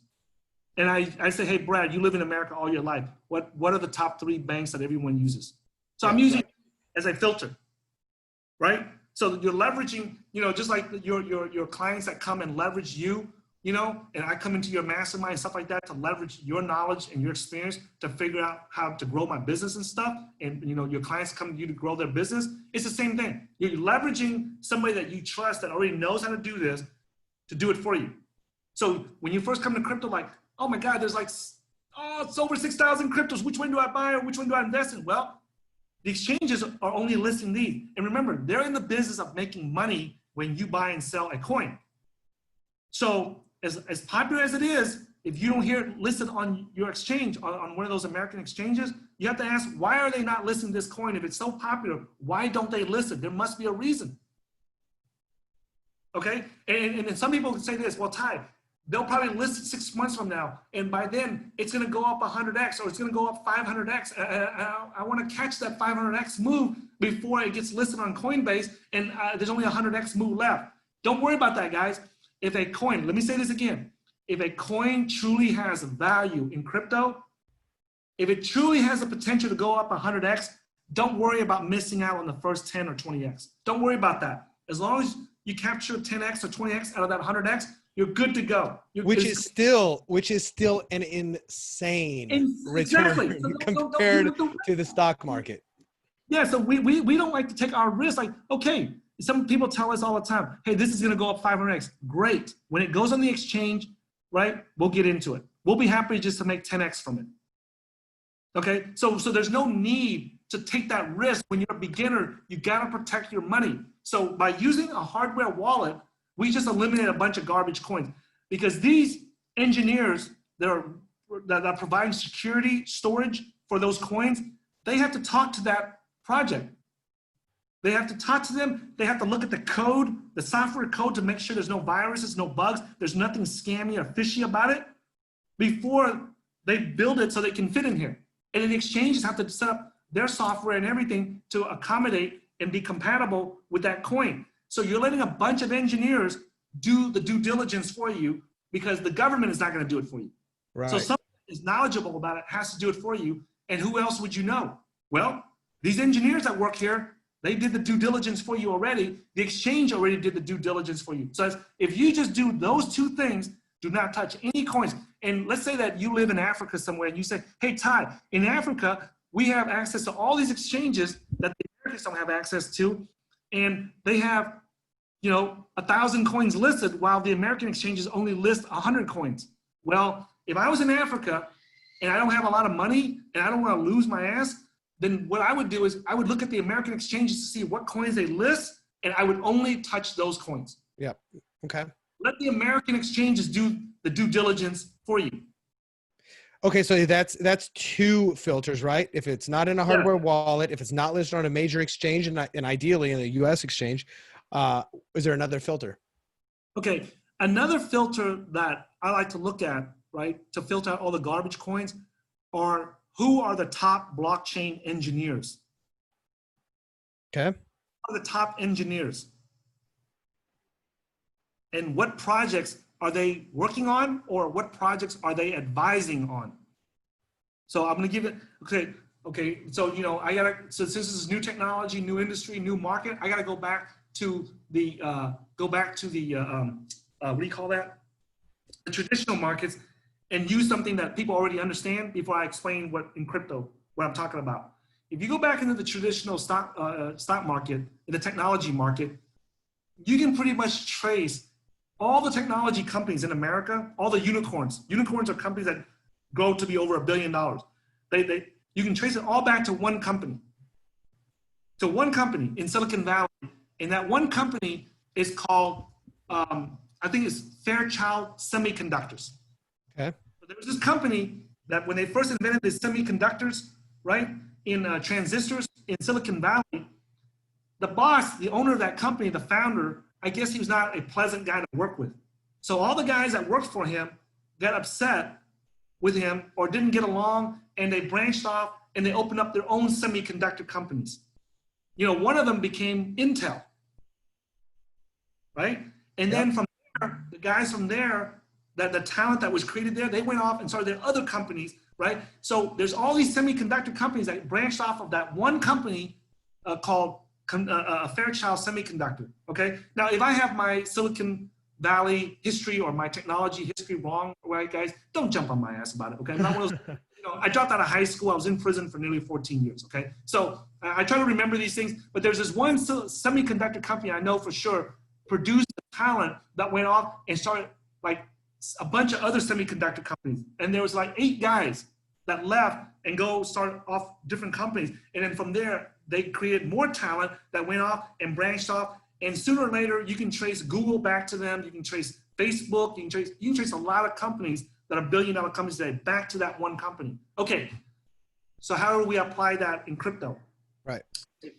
We can apply that in crypto by looking at who are the early developers in Bitcoin.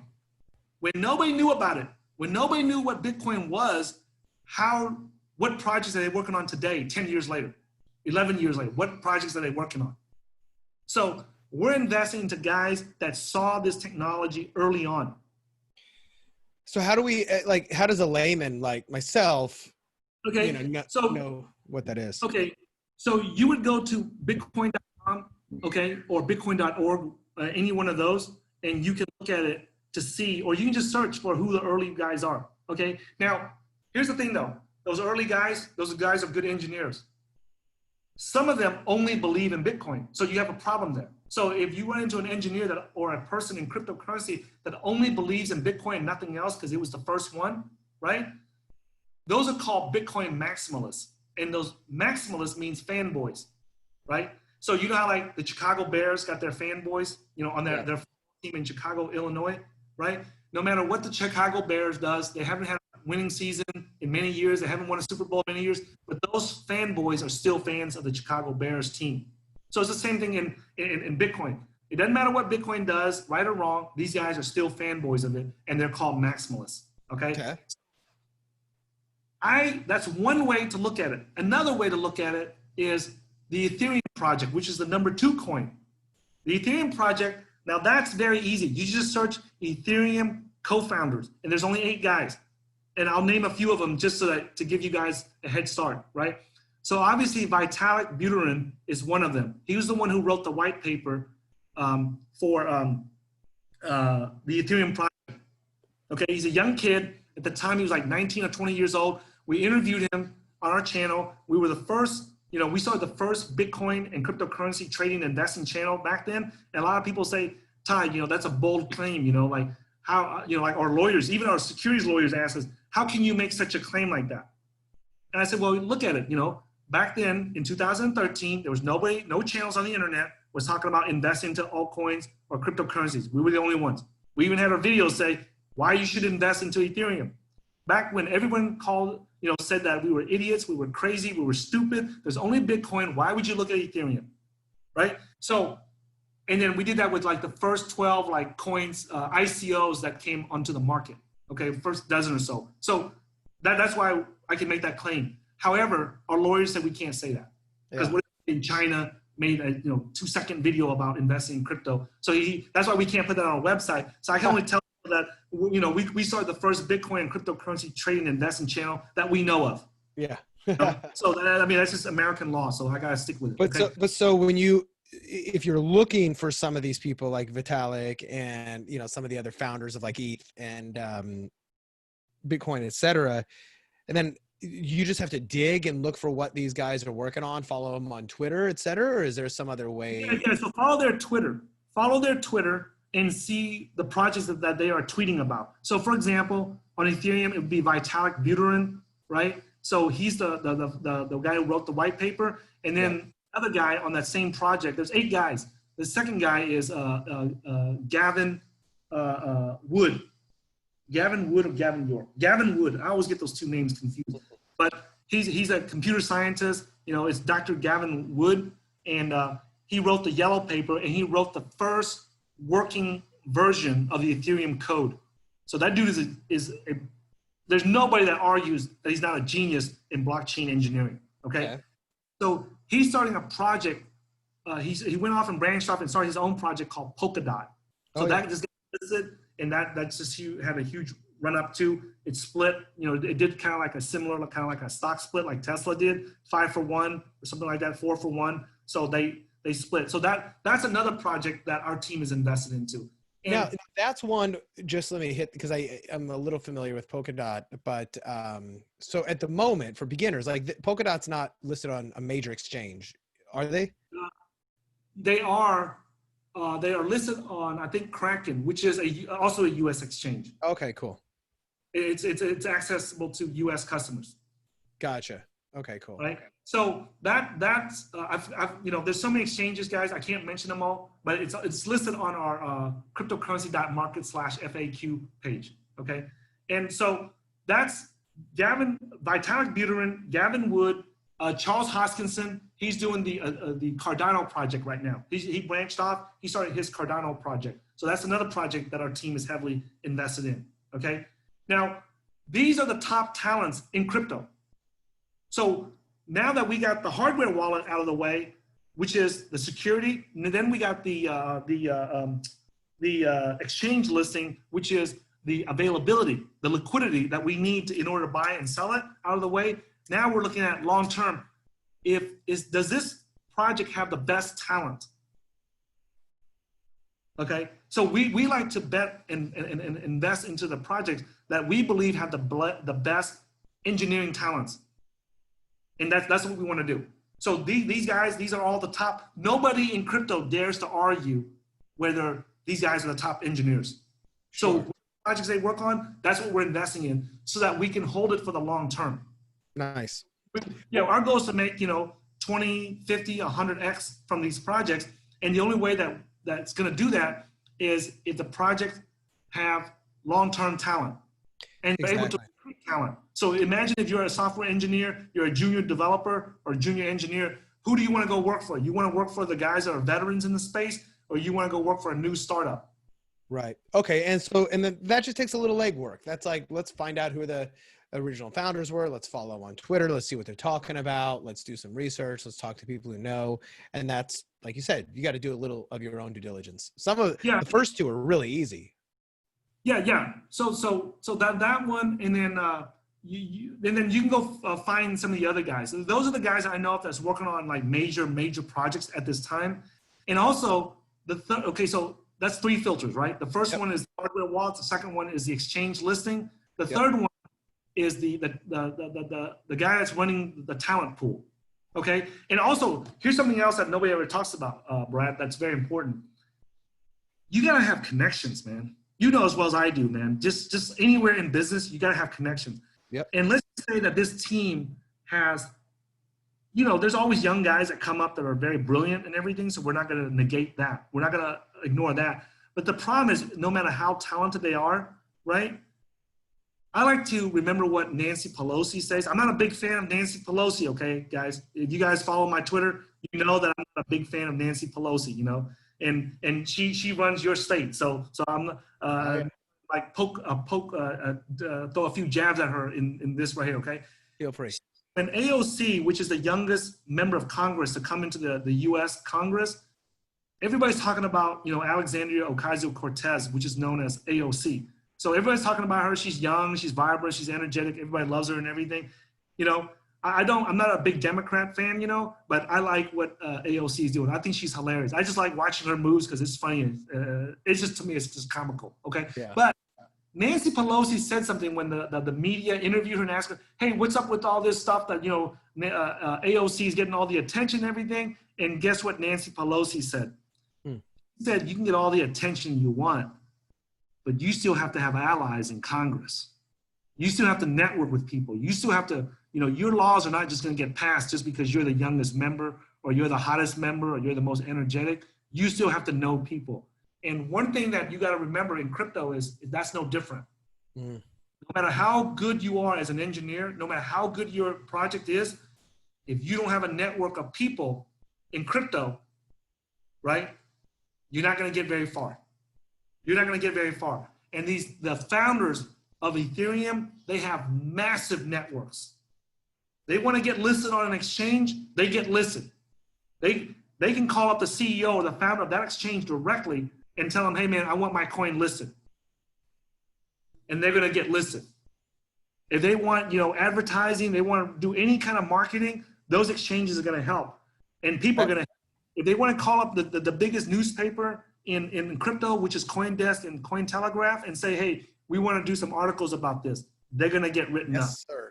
Yeah, that actually hits a fundamental principle that I talk a lot about on my show with my clients in my own life. It's this concept of access and influence. And it's one of the most critical things. It's like, it's not only access to people, but it's like, do you have access to information? Do you have access to resources, to capital, to other networks? Do you have access? But then it's one thing to have access. It's a whole other thing to have influence, right? Like, so AOC she has access to Congress, but if nobody likes her, I'm not saying that this is true or not, but if you don't have influence, access does not equal influence. You need both. And, so just because you're in the blockchain, you may have access to people, like if you're a programmer, et cetera, but if you don't have the respect, if you don't have the rapport, et cetera, and the influence, you're not going to be able to pull the strings necessary to get things done. Yeah, and that's one of the things that, I learned from and I'll share this with your audience and my audience too, is that one of the things I learned about, you're one of the best connectors I've ever met in my life. Every time I've met you at any conference, any meetup, you're always connecting me. Like, I'm like being, I'm being hit with a water hose. You're like, hey, Tai, come talk to this person, come talk to that person, and all this, And so one thing that I learned from just being around you was when I first got into crypto, I realized I got to pull off, the bacon wrap approach and connect with these early guys that people don't know about. Yeah.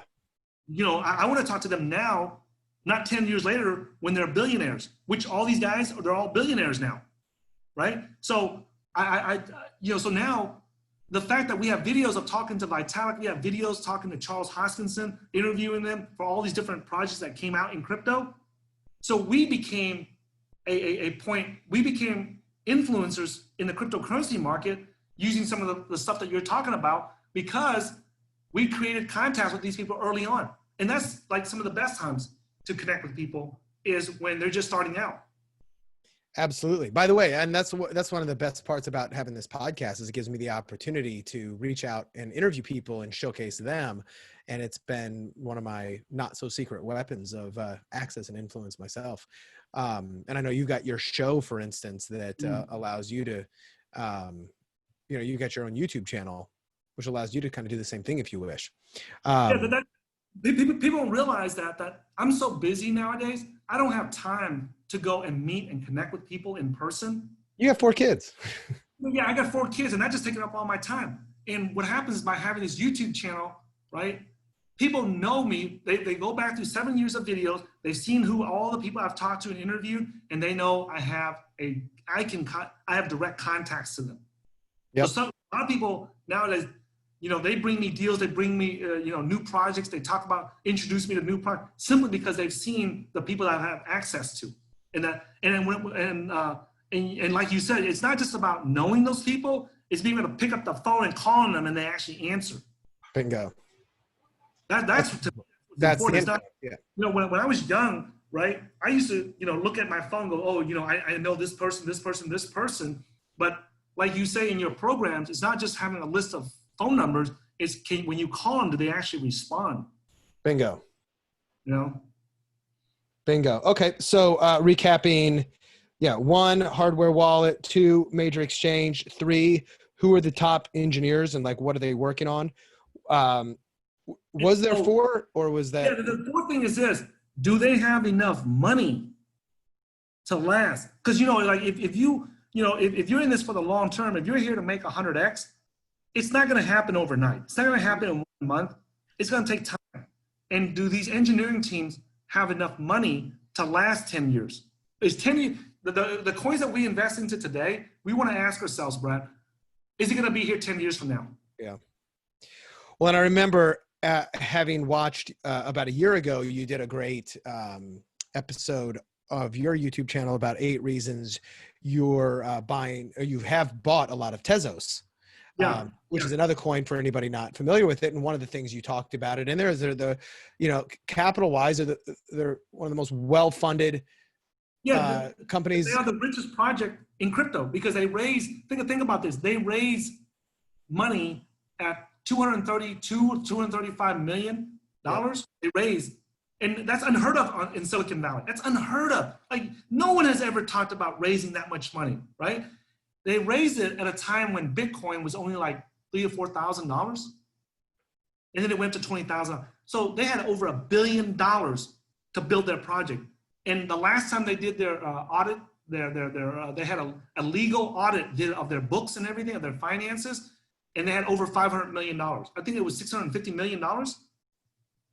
I think that can last 10 years. They have enough money to last all the engineers' lifetime and all of the founders' lifetimes, and my lifetime and your founder, and still not run out of money. And they can pay for the best talent out there. Yeah, so they have the money to get the best talent out there. Okay, now let me just list a couple of projects that I believe have over 500, or they have just a crap load of money, like over $100 million. Easily. Before you do, is there a way to do some of the due diligence on that? Is there a way to find that out? How you can go to the website and you have to go backtrack when they raised the money and try to kind of like extrapolate and figure out, okay, how much money did they raise back then? $100 million. It was at, Bitcoin was $1,000. Now Bitcoin's at 10,000. So they should have 10 times that amount of money. They raised it 4 years ago. What's their burn rate? How much do they burn each month? $50,000 a month, or $1 million a month. That means every year they're burning 12 million. So if they had $1 billion, they've been burning 12 million a year for the last, 4 or 5 years. And, you can do all that math, but I'm going to save you a lot of trouble. You know what I'm saying?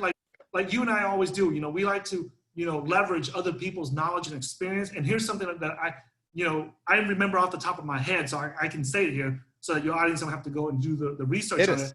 That's great. Okay, so Tezos has over $500 million. Okay, Tezos, right? Their symbol is XTZ, which is X-ray, Tango, Zulu. Okay. Yep. The next one is Neo. Okay, NEO, November, Echo, Oscar. That's how you spell it. Yep. Neo. They're a smart contract platform similar to Ethereum from China to compete with Ethereum. So they have over $500 million easily. Matter of fact, I would put them against Tezos. If I was to pick which one had the most money, it'd be one of them. Okay, they raised so much money, it went up so much, they actually gave everybody's money back. Can you believe it? That's crazy. Dude, they raised so much, the money they raised, it grew so much that they said, you know what, we're going to do all our investors a favor. We're just going to give your money back. Wow. I mean, how many billions did they grow to where they can say, hey, look, we're just going to give the money back to you guys. Now, the SEC or anybody, it's really hard for them to go after these guys for anything because they gave all the investors money back with a profit. So that's another project. Another project is Cardano. Yep. Now, I don't know if they have $500 million, right? But their founders, I believe, is a billionaire. Charles Hoskinson, I believe he's a billionaire. Yep. So he, his company, IOHK, is the company that was hired to build Cardano. The last time I talked to him, I think a year or two ago, he had like over 300 engineers that he hired to work on the Cardano project. So how many cryptocurrency projects can claim they have 300 paid engineers working on it? Probably very few. Yeah, very, very, very few. There's very few. You can cite that, Bitcoin has all these, volunteer engineers working on it, or Ethereum has these volunteer engineers. No. How many paid engineers are working on this? Okay, that's what I want to know. Okay, so those are three. Another one is, now this one, I don't know if you guys can get into it. It's called Filecoin. The only people that could get into it before were accredited investors. And I don't know if laws have changed since then, but they raised like $200 and something million back in 2017 when Bitcoin was only at like $2,000 or $3,000, $1,000, something like that, $3,000 or $4,000. I don't remember the exact number, but it's gone up tremendously since then, right? The Bitcoin has. The Filecoin has not been released yet. The token has not been released yet. So they're going to be released in like another month or two. So watch for that. Yeah. So keep an eye on that. But here's the thing, though. It's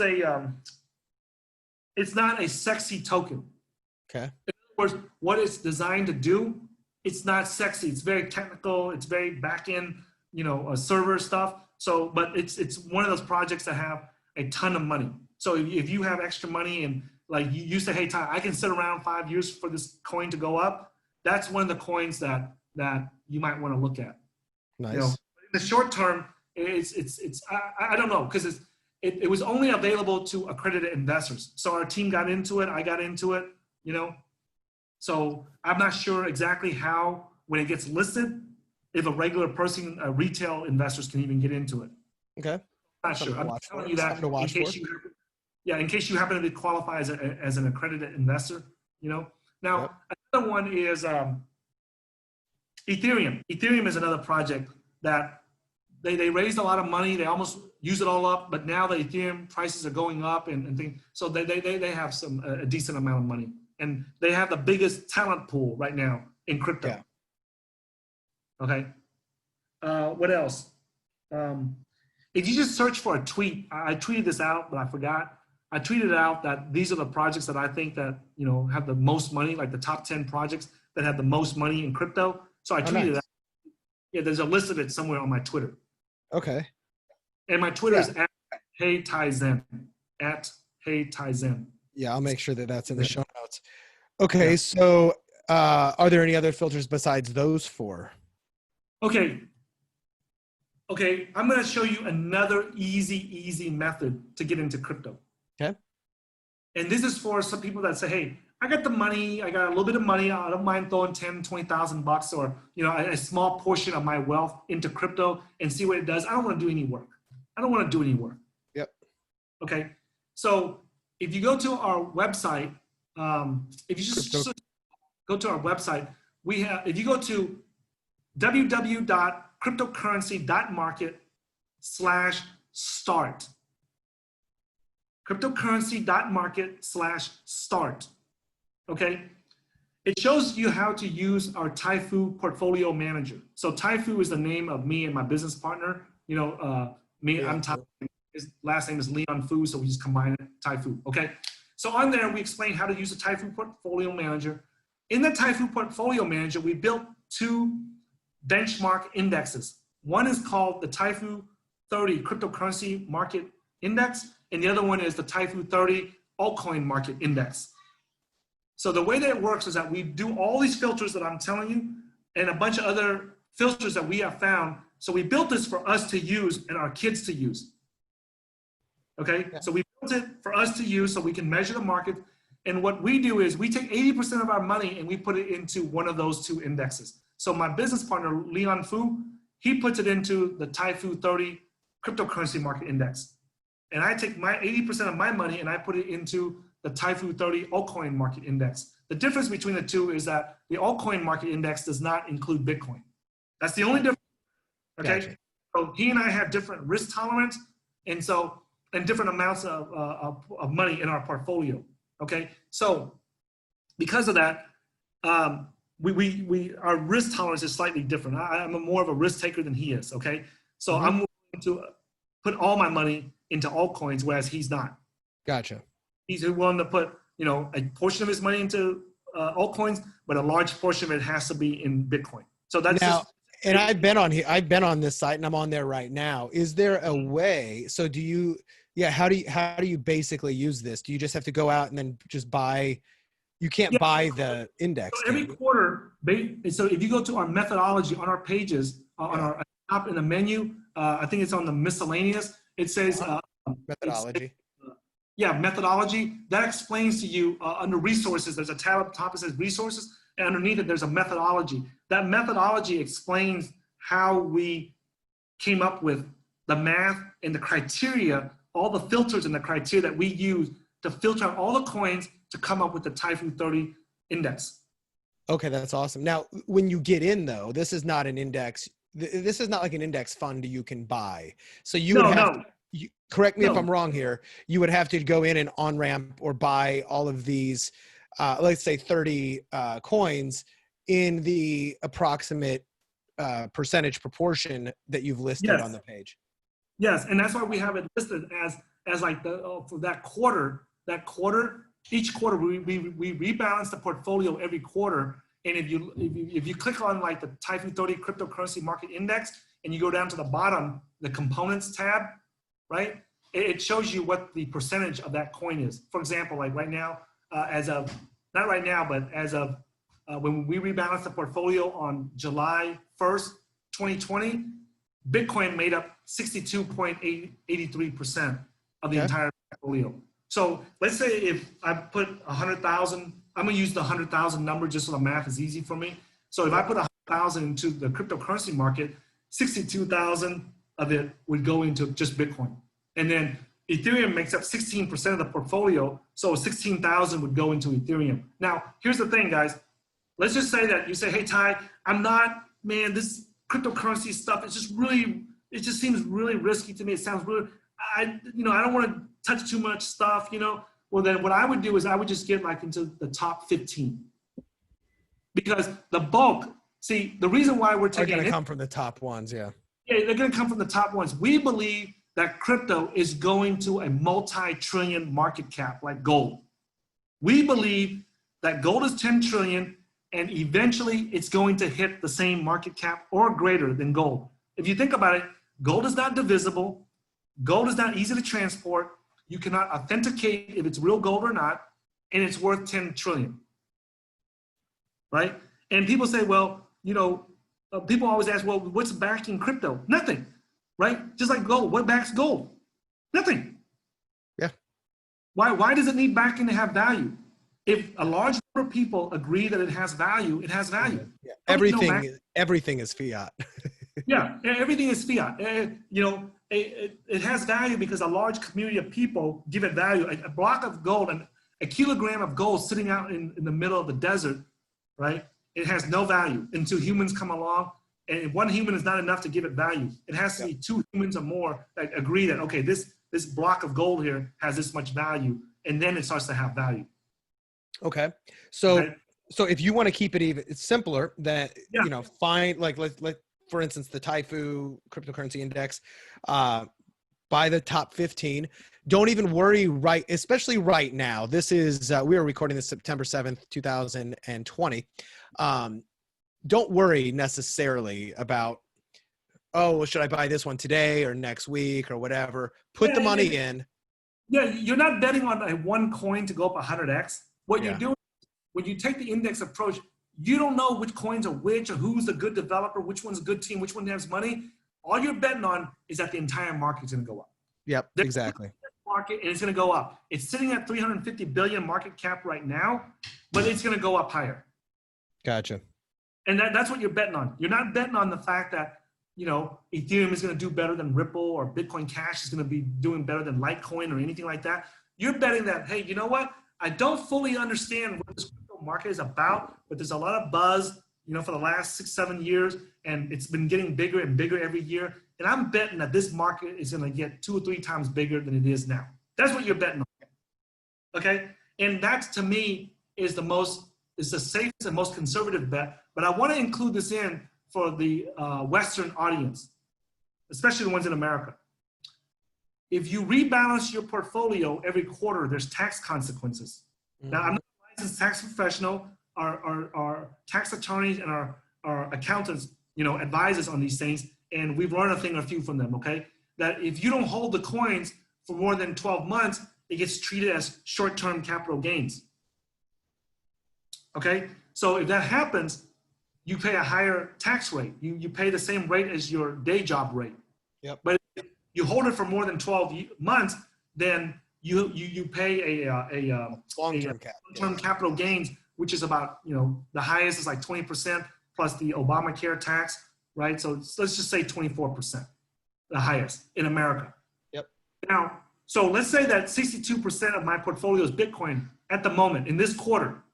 Let's just say next quarter comes and it drops to 60%. It's only a 2% difference. So what I'm going to do is I'm not going to change that. I'm not going to rebalance my portfolio. I'm not going to sell my Bitcoin to go buy, buy some of the other coins. It's only 2%. I would consider rebalancing it if it's like over 5%. Like there's a big change. If it's just a small change, screw it. I'm not going to pay the taxes on it, and then I'm just going to keep it the same size, the same percentage of my portfolio. Gotcha. Okay, and if you do this in a tax deferred account, which is a whole other story, you don't even have to worry about that. Okay, so okay, I'm glad you brought that up. So let me just throw this in there. I'm gonna squeeze this in there real quick. I'm just gonna give this. You guys still have to go research on it, but we already did the research on it. Our team's already done it, so I know it can be done. Okay, if you are close to retirement, somewhere around like your late 40s, because in America, in a retirement, we can start withdrawing from our personal retirement at around 59.5 from like our IRA, which is an independent retirement account or individual retirement account or a 401k. So this is what we have to do. If this is not financial advice, okay, guys, I'm letting you know, I'm a political Vietnamese refugee that came to America, came from the refugee camps, came to America, lived in the hood, in the ghetto, went to prison for nearly 14 years, came out, didn't even finish high school, okay? I couldn't even finish high school. I'm not a licensed financial advisor in any country, in any state that I know of, in any planet, and neither do I play one online, okay? But I'm just telling you what I would do if I was a US resident right now, and I was in my 50s and I was near retirement account, right? And the stock market is up. What I would do is I would cash out my 401k, okay? Or a portion of it, right? I would pay the taxes on it and put it into a Roth IRA, which is a tax. There's no taxes. I pay the tax. So let's say I take 100,000 out of my 401k or any type of retirement account I have right now, and I say, okay, I'm gonna pay taxes on this. Okay, well, I don't have a lot of money. So I'm gonna pay the taxes on that 100,000, and then I'm gonna put it into a Roth IRA, which is a individual retirement account that I don't have to pay taxes when it grows to $1 million. I'm gonna pay the taxes now, so I don't have to pay it later. Yep. And I'm betting, and I'll take that money while the stock market's high. I'm gonna sell, take it, put it into the crypto market while it's near the bottom, and then I'm gonna put it into a Roth IRA, and then I'm gonna invest it into a Bitcoin trust. A Bitcoin trust, Ethereum trust. Now, I would buy that, and I have to pay a massive premium. It's almost like getting raped. Okay, I'm just letting you guys know when you buy it. Like if Bitcoin's at 10,000, you have to pay like a 10 or 15% premium, a markup on it. So now you're paying 15,000 for that. No. 11,500 or 12,000 for that Bitcoin. However, when it grows in my Roth IRA, it's all tax-free. Yep. Okay. And some people say, oh, well, Tai, but if I'm 50 years old right now, what if I need that money earlier and I cannot wait to 59 years old? Well, you can. There's US laws where you can take it out for medical or for your primary residence to buy your home or for education, one of those, medical, education, or home. And you got to check with your CPA, but we've been told that you can also withdraw from it. The only caveat is that you have to withdraw the same amount every year. Yeah. So just check with your tax attorney, check with your accountants. That's what I would do. That way, real quick, where do you go to like a Bitcoin or Ethereum trust? Do you just Google this, or is that a thing? So the Grayscale is one of the companies that provides these trust services, and they're like one of the first ones, and that's one of the ones that we use. The other one is go to a place called Kingdom Trust. So yeah, I have an account there. Okay, so one of the places to learn all this stuff is to figure out this, is to let the companies that do those types of businesses, let them do all the filtering for you and the due diligence for you. So Coinbase and Gemini Exchange, they also provide what's called custodian services or custody. So whenever you do an individual, any type of retirement account, you have to put money into that investment, and that investment has to be held by a third-party company that is licensed to do that. So Coinbase and Gemini are two companies in America that are licensed, or they are two exchanges that are licensed to do that. So you look at what companies, what trust companies are affiliated with them that they provide custody for, so that you know that they are following the laws. So that's one way to do it. Awesome. Okay. Yeah, I've actually got I don't know if you're familiar with a solo 401k. You ever familiar with that? No, I'm not familiar with I that. won't go into the details of it, but that's one of the things I've been looking at deploying because I've only been investing with my taxable assets so far. But that's actually this week, one of the big things I'm looking at is on-ramping with my solo 401k. It's it's like a self-directed IRA, but I can invest in that. So I'm glad you're telling me this. I don't know if I'll need to do that with the solo 401k, but that's absolutely one of the things I want to do. Yeah, and so our team uses Kingdom Trust, and I think that they have like eight coins that they provide custody and that you can put into your retirement account. I know it's Bitcoin, Ethereum, I think Ripple's one of them, Bitcoin Cash, and like Zcash. There's like 8 of them that our team, when they did their, our team members, when they did their Roth IRA, they put it into those top 8 coins. Nice. And that's it. That's one of their long-term portfolios, and that's a way to get tax deferred, so you don't have to leave the U.S. You know, like I did, or like a lot of crypto people are doing. Yeah, that's killer. We're coming up here close to the end of the interview today, but there's a couple other things I want to just definitely touch on. So yeah, for the majority of people, unless you have a trading background, investing, we've been talking much more about investing. You also, though, like, you're a trader, you're watching technical moves, and you're watching short-term and long-term macro and micro trends, etc. You also, I know you have a lot of courses that you teach, and like you mentioned, I don't make a lot of money off the courses. The majority of my money is off the trading, etc. So there's a lot of traders online that they make money off the YouTube ads by making technical analysis videos every day. And there's different ways to make money in trading. One is that you can just make videos and make ad money, revenues. Okay, and you can tell those are the ones that's doing that because they make technical analysis or some type of trading analysis videos every day. Every day. They make their own money from ads, okay? We don't do that. That's why you don't see us doing a ton of analysis videos. Plus, it's not scalable. Anybody that trades and manages a 7, 8, 9-figure portfolio, they know you don't have time to do that. And plus, it's not scalable. That's not how you manage a 7, 8, 9-figure portfolio. So if you see those guys, even if they are making money from cryptocurrency trading and investing, they're not managing a 7, 8, 9-figure portfolio, because if they are, they wouldn't be wasting time doing that, okay? Exactly. The second one is they make money from referral links, affiliate links.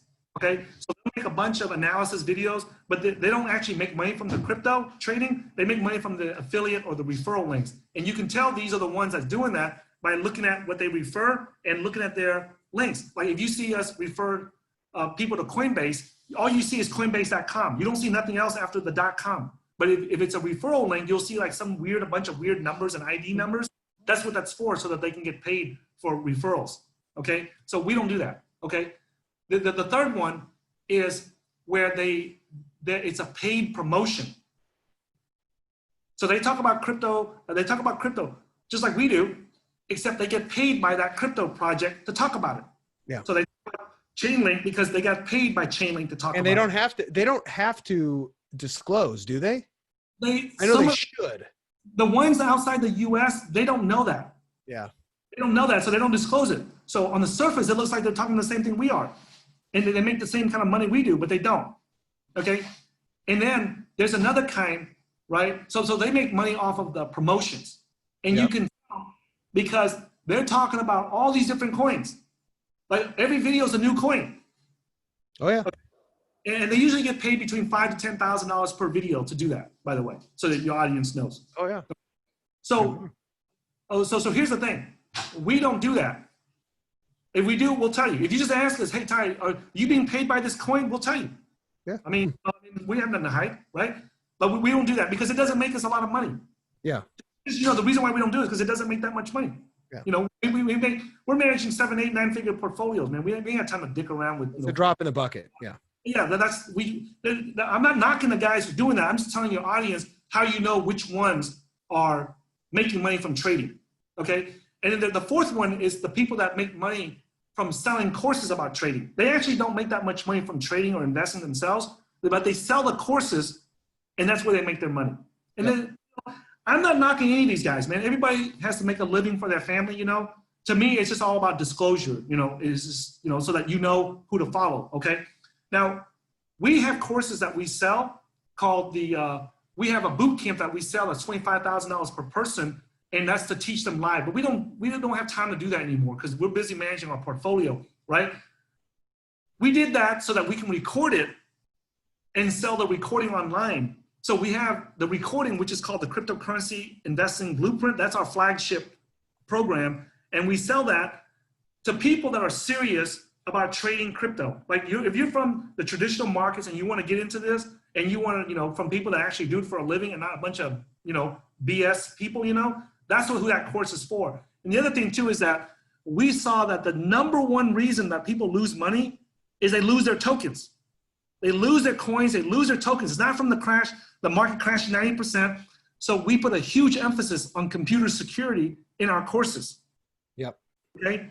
And then we, you know, since we were pioneers in this industry in trading and investing crypto, right? As your emails indicate, you know, that I sent to you from 2013, you know, when you're a pioneer, you get a lot of arrows stuck in your back. Oh, yeah. When you're a pioneer, right? And we just want to say, hey man, you know, we lost millions of dollars to figure this stuff out, right? And we said, hey man, like, let's just record everything that we did, some of the big mistakes that we did. And if people can just avoid some of these big, you know, that put you out of business type mistakes, you know, that get you go bankrupt and stuff. If people can just avoid that and survive, they'll do okay. You'll be ahead. Yeah. Yeah. So that's what we created that for. And the other reason that we created this for, the Taifu Portfolio Manager that you just looked at, that we just talked about, and the courses, is that Leo and I, we have this firm belief that if you put money into the hands of people that don't know how to manage it, don't know how to grow it, don't know how to keep it, don't know how to protect it, and don't know how to make it more money from it, it's like throwing money in the trash, right? So we have no intentions of leaving money to our kids. Not large sums, you know. If I have $10 million, I ain't gonna leave crap to my kids. Maybe a few $100 or a few $1,000 to start their portfolio. Yeah. What we're gonna give to them is the education that we got, the experience that we have to make money so they can learn it, and the software so they can manage the risk. So our education, our cryptocurrency investing blueprint is for our kids. That's what we built for our kids. I love that. I love that. Great. Okay, but we built it for our kids. I got 4 kids, you know, and I used to work at the stock trading school. I saw what happened when you put money into the hands of kids and people that don't know what to do with it. It's gone. It's gone. It really is gone. There's no exception to that rule. You put money into someone that don't know what to do with it, it's going to disappear. So we built this course to teach our kids so they have something in case. You know, I had 3 heart attacks already. Something happens to me, the course is more important to my kids than the money that I leave them. And the software, the Taifu Portfolio Manager, so they can see the risk. The problem with trading and investing is that the risk is abstract. People can't see it. So no matter how much we tell our students, no matter how much I tell my friends, they just don't believe it. So we had to build something so they can see the risk visually so they can understand it. So that's what we're for. So, but we put it out there, but I would say that less than 0.5% of our income comes from selling our cryptocurrency investing blueprint. The other 99% comes from our trading. Right. And I've been through, like, I've been going through your training, and I'm going to tell my fans and followers, it's really, really good. I'm not being, Tai's not paying me to promote this. This is not an affiliate arrangement, but like, I highly recommend going through this stuff because it's really, really comprehensive. And it's like, step 1, do this, step 2, do this. And you've got stuff for both trade, like people who want to learn technical analysis, people who just want to invest, and then just people who just want to just learn the basics about how the heck do I get into this and not feel like a complete idiot? Because that's one of the problems. I know that's one of the problems I had going into it. I was like, I have a degree in finance and economics and investing and a career history in that, but I'm getting in going, man, I don't know what I'm doing. Am I going to lose money? Am I going to throw this away? But you do a really good job of hand-holding people through the fundamentals and not just get caught up in all the other crap. And in fact, you know, you brought up some of these YouTube guys, you know, like and I've got a handful of friends, a core group of guys who hopefully will be listening to this, that we've been going back and forth, and a lot of them listen and they'll share some of the YouTube channels. And I watch various YouTube channels just to kind of keep track of what's going on. And oh my God, it's overwhelming because it's just so many things constantly. And whether it's technical analysis or talking about altcoins and tons of clickbait and hyperbole and all of this other stuff, it kind of makes you feel like, you know, FOMO, like, oh, I'm going to miss out if I don't get in this one. And I have to go, wait, stop. That's not the way investing works. Rule number one. Here's the thing your audience needs to know. It's really sexy to hear that a coin went up 100x, but how much did your entire portfolio go up? Right. That's what's important, is we don't ever lose sight and let one coin interfere with our entire portfolio, okay? And the index approach that we're using is the best approach that we have found to manage a 7, 8, 9-figure portfolio. Yeah. Well, that thing that everybody's talking about, you know, it's not gonna work when you get to a bigger portfolio, and your audience needs to know the reason why. The reason why you can't trade in and out with a bigger portfolio is there's not enough liquidity. Yeah. And let's say that you put in, I'm just going on a limb and say this. If you put in $30, $40, $50,000 or more into crypto today, in the third quarter or the fourth quarter of 2020, and your portfolio goes up 10x or 20x, you have over $1 million. And guess what? How are you gonna sell it? How are you gonna sell $1 million worth of crypto? That's whenever I talk to other crypto people, I want to know where they're at. Like how big, like, you know, are they playing, you know, at the high school level, college level, or pro level? Well, at what level they get? And the easiest question I ask them is, how do you unload $1 million worth of Bitcoins? I'm not talking about Bitcoin, just Bitcoins. Well, let me ask you from an amateur, ignorant standpoint. So it's part of that, you know, so one of them is like, if I just decide to sell today, I don't know if I try to sell $1 million worth of Bitcoin, would that affect the price depending? Yes, it will. Yeah. Yes, it will. Because the market is very big. It's just like the market. I'm not trying to sell if I sell $1 million worth of Apple, it's probably not going to budge. Nobody's even going to notice that you sold $1 million worth of Apple. If you bought the S&P 500 Spider ETF and you sold $1 million or bought $1 million, the market is so big, nobody even noticed you. Yep. If you sell $1 million worth of Bitcoin even on the biggest exchanges like Coinbase, right away, it's going to affect the price. Now, how much is it going to affect it? We don't know. Like, it's going to be a small percentage, maybe 1%, 2%, right? But if you could jump to, let's say number 7 coin, like Ethereum Classic right now on our Taifu index, you sell $1 million worth of Ethereum Classic, you probably just move the price 10, 20, 30%. Yeah. Yeah. Yeah. So if you put the money in right now, like I said, if you put $30, $40, $50,000 in, Brad, you really don't have a choice but to go with like the top 15, 20 biggest coins, because they're the most liquid coins. Yeah. Well, and you know, that's one of the things, this is a personal question. So this, I have about that plus, you know, maybe a little bit more than that so far that I've on-ramped in the past month or so. It is primarily, I think I told you this before, it is primarily the big two, Bitcoin and ETH, with a little bit in Chainlink and Tezos. That is my current holdings. And I have not been doing it methodically. I have not been following, you know, like the index, which I'm going to start switching to. I've just been trying to go, all right, let's just get money in there just so I'm in the game. And, but that is, I think I need to start. If you have that money, if you say, hey, Tai, I got 4 kids, I got 2 wives, you know, and I got 2 girlfriends, and I got 2 jobs, and I got all this, and I only got 2 minutes a day. How do I take advantage of this crypto market without much? Okay. The only thing I would do is get a hardware wallet, and I would split my money into Bitcoin, Ethereum, and that's it. Yep. That's it. Because if you look at the indexes, the Taifu 30 cryptocurrency market index, if Bitcoin is 62%, 62.8, let's just round up to 63%, and Ethereum is 16%, 16, 6 plus 3 is 9. That is 79, that's 80%. That right of the there. market, yeah. And then I got my other 2 smaller ones that are gonna, you know, if they pop up more, I got a little bit of so if you say, hey, exposure. If you're happy, you can take 80%, you can take advantage of 80% of the growth in the crypto market just by putting your money into Bitcoin and Ethereum. Just those two. And those are available at every exchange. And that's it. Like if you say, Tai, like I need more time to research this. I'm not really sure about this. I got 10,000. I want to put it into crypto. I'm not sure about this. I would just take that 10,000, put 5,000 into Bitcoin, 5,000 into Ethereum, and then go do your research. Yep.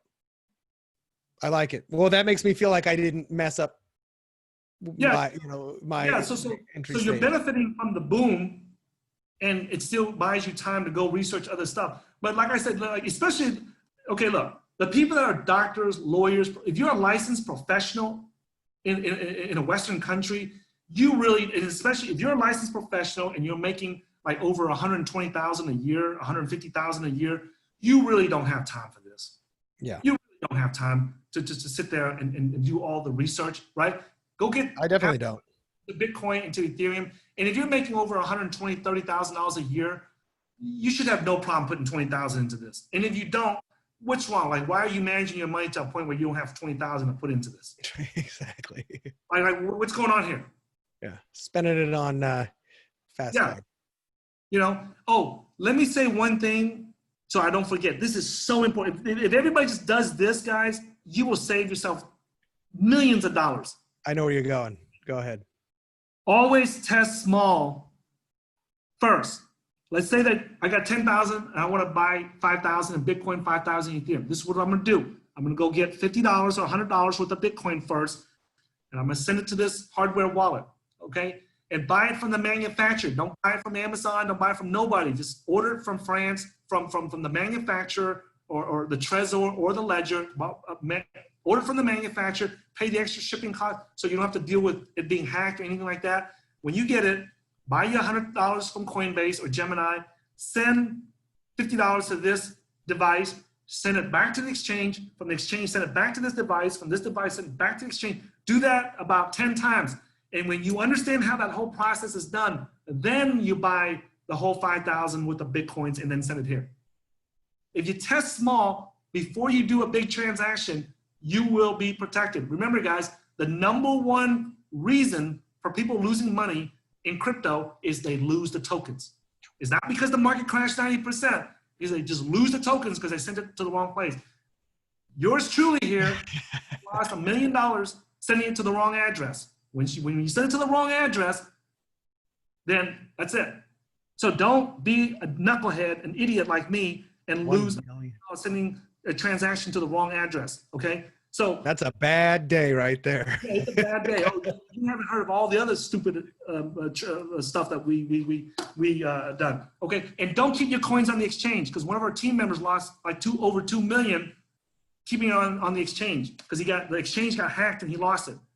Let me ask a very specific personal question about that. So, for instance, Tezos. I've got Tezos. Tezos has staking rewards. All right, is that what it's called? Staking rewards on Tezos? Yeah, staking rewards. So, that is currently on Coinbase right now. Does it have to be on an exchange to earn that, or can I move that to Tezos? You can do it on here. You can do it from the ledger. You can do it from here. And I'll still make it. It doesn't have to be connected. You'll make more. You'll make more. All right, done. Cool. I wasn't sure about that. That was one of the first things I wanted to ask you, and I almost forgot. So I'm glad you brought that up. Yeah, the Tezos pays about 5.5% rewards a year. So if you own 100 Tezos right now and you stake it, which means that you're volunteering your coins to help secure the entire Tezos network. Yep. At the year, you're going to have 105.5 tokens. Cool. So once I move that to my Trezor, I don't have to do anything to stake it? No. You have to delegate it. You have to delegate it to someone. It's called, you have to volunteer it to someone. And that volunteering process is called delegation. So is that relatively easy to do? Yeah, it's very easy. Like we run a staking service. So if you grab our Tezos address, and it's going to ask you, where do you want to delegate this to? And you just paste the address in. They cannot steal your coins. They cannot do anything. Okay. And then you just leave it there, and then that's it. And then we show the network that you have given us permission to use your coins to stake it. We can't move your coins. We just have permission, right? and then we go ahead and we stake it. We charge a 15% staking fee, which means that out of that 5.5 tokens that you receive, we keep 15% of it, you know, to run servers and our hardware and everything. Cool. So yeah, so I'll follow up with you on that when we get off the phone. And it's very simple. I mean, the average staking fee is somewhere between 7% to 20%. Yeah. And I think Coinbase charges the highest, which is like 20 or 25%. Nice. Okay. Yeah. Well, cool. So yeah, I'll make even more. That's beautiful. Man, this has been I think this is, I think we may have clocked in the longest episode of bacon wrapped business, and it is not because it was just, hopefully people are taking mad notes and their hands are hurting, right? If people just do those things I said, you know, about hardware wallet, don't keep your coins on exchange, test a small transaction, you know, a bunch of times before you do a big transaction, right? Yep. That right there is going to save you so much money. And if you just focus on the top, you know, 15, 20 coins, to me, you're so, if you just do those few items, you are so far ahead of the rest of the crowd. There are people that's been in crypto for 5, 6, 7 years that don't even know that stuff. Yeah, that's awesome. Well, as a listener to Bacon Wrap Business, you guys do now. Yeah, we are still so early. Don't let anybody fool you. I told you, the market cap of all 6,000 plus crypto is like 350 billion right now. And we're going to the trillions. If we just go to a trillion market cap, we just made 2x from here. Yeah, from everything I've seen, it looks inevitable. So. Yeah, and in this bull market, we estimate conservatively that we're going to get to somewhere between 1.5 to 2 trillion in this bull market. And you think this bull market will last what, like maybe 12 to 18 months? The bull markets usually last, okay, so the way that the cycles work in crypto, the bear markets last like 2 or 3 years, but the bull markets only last like 6 to it's like around 6, 8, 9, 10 months. It's not very long. The period goes up because it goes up like this, like a hockey stick. It goes up, and it goes up very, very fast. Yeah. And are we in a confirmed bull market yet from a technical trading? From a technical perspective, we're still near the bottom because okay, so it went all the way up to, if you look at the traditional market cap, the coinmarketcap.com data, right? You know what? Let me just use the Taifu 30 indexes. That's what we made it for. If you look at the Taifu 30 cryptocurrency market index, it went to a high, it started at 100 points in July of 2017, right before the bull market started, and it went to a high of 707 points. So let's just say from 100 to 700. Right now, we are sitting at 240 points. Oh, wow. So we're near the bottom. We're not near the top. Nice. So we're still near the bottom, okay? So if it goes to the top, to the all-time highs, which is 700 points, 707 points, so we are going to do about a 2x just from here. Beautiful. Close to 2x. And if we go to $1 trillion market cap, then we're going to, you know, like in this bull market cycle, I believe we're going to crack 1,000 points for the first time on the Taifu 30 cryptocurrency market index. And if we crack 1,000 points, that means that we're going to get about 3 or 4x out of it. Beautiful. So historically, that's better than a savings account. Yeah, it's not guaranteed every time, Brad. So I want your audience to know that. But historically, the reality performance has been significantly higher than the theoretical performance. Significantly. So if our index says that we gain 3x in theory, you know, on the index, in reality, in most of our students' portfolios, it would gain like 5, 6, 7x, or even more. So I'm just saying that the index is a very, our Taifu 30 cryptocurrency market index is a very conservative number. Okay, perfect. Well, I like that. And it's going to be a fun ride. I'm already on that train. I'm like one of those Indian guys grabbing onto the. Yeah. Just all onto it, and then just a reality check here too.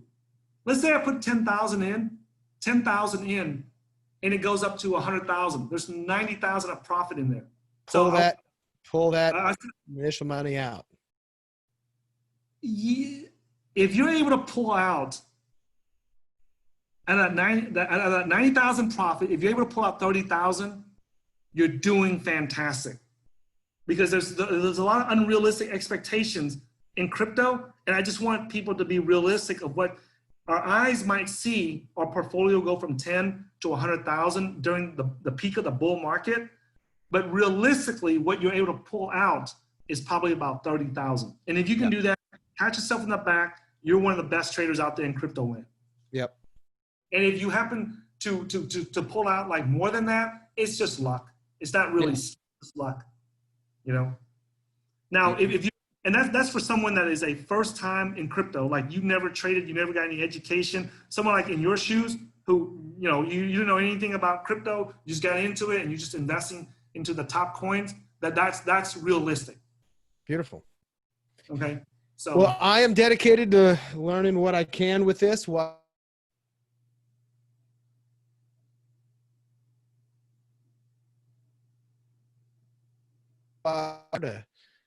help shed the light. And yeah, I mean, this brings us to the end of this amazing episode.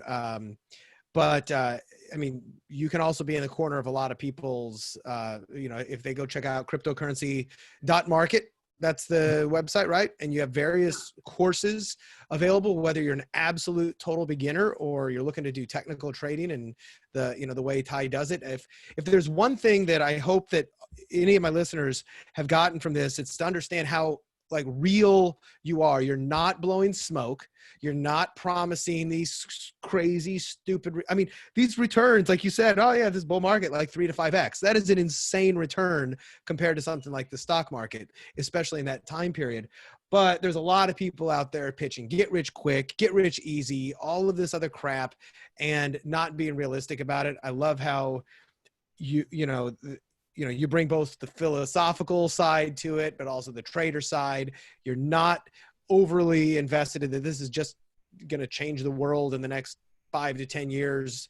But it is a way to change your life in the next 5 to 10 years. And I know that's one of the things you've done. And I'm so stoked for you that you've done it. It makes me so happy that we're sitting on the other side of the table where you're giving me advice on some stuff.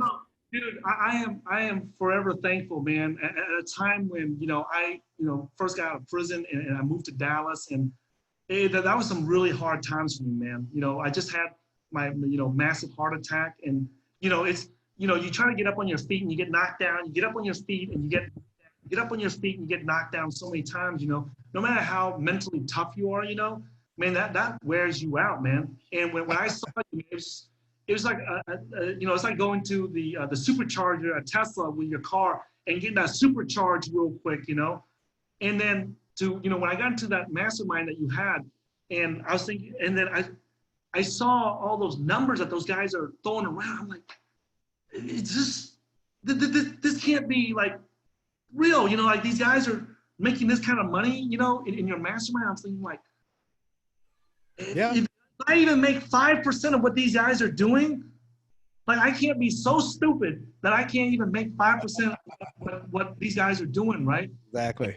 So that was really, just to get that supercharge from you, to move forward and keep going and getting connected with the right people, and it wasn't just one time, man. That one time, that sit down was one time, but every time after that, when we met at a conference or any meetup or something, it was like ongoing. It's like, and I was like, and it was up to the point. This is no bullshit, man. It was getting to the point where it was like embarrassing to see you.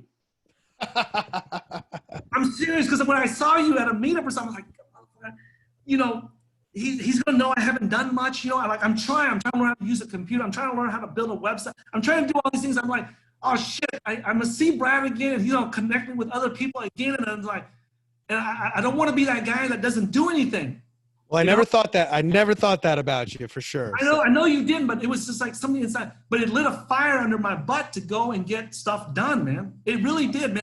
Because I was like, I would see you at the events, and I was like, I'd go home and I was like, man, if I fail, you know, I was like, dude, there's guys like Brad that's connecting with me, all these different people, and show me what to do and stuff. There's no reason. I have no excuses, you know, and that's why, you know, I always remember that, man. You know, so I'm man, dude, I'm grateful, man. You know, it's an honor for me to be here and give back to the things that you've done for me, and I'm sure for countless other people that you've ran across in your life, man. There's not too many people I can run across, you know, in person, that I can say that about, man. You know, so you know. Well, from the bottom of my heart, thank you. That means a hell of a lot. So, well, my man, I know you got a day ahead of you. I've got a night ahead of me. We are about 14 hours apart, but I got lots of love for you, brother. And we'll be talking here, crypto and fun. Let me know, man. Let me know if you have any questions, man. You know, so got lots of free time. So just let me know if I can help in any way, or your viewers in any way. I'll be happy to, you know. All right, brother. Well, for everybody listening to this, epic, truly epic episode, because other podcasts have episodes, we have episodes, as you can tell.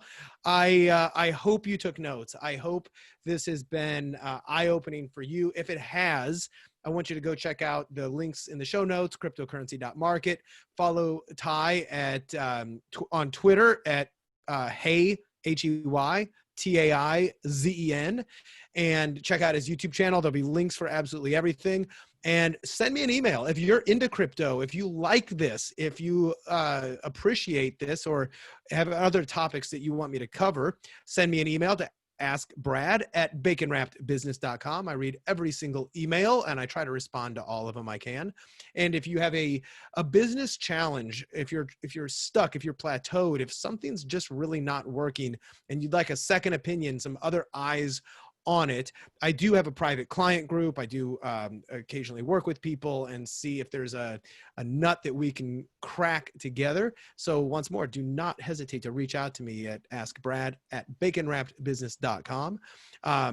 I hope you hit the subscribe button and tune in and leave a review on iTunes. Tai, my brother, I will wish you a good day. I'm going to have a good night, and we will talk soon.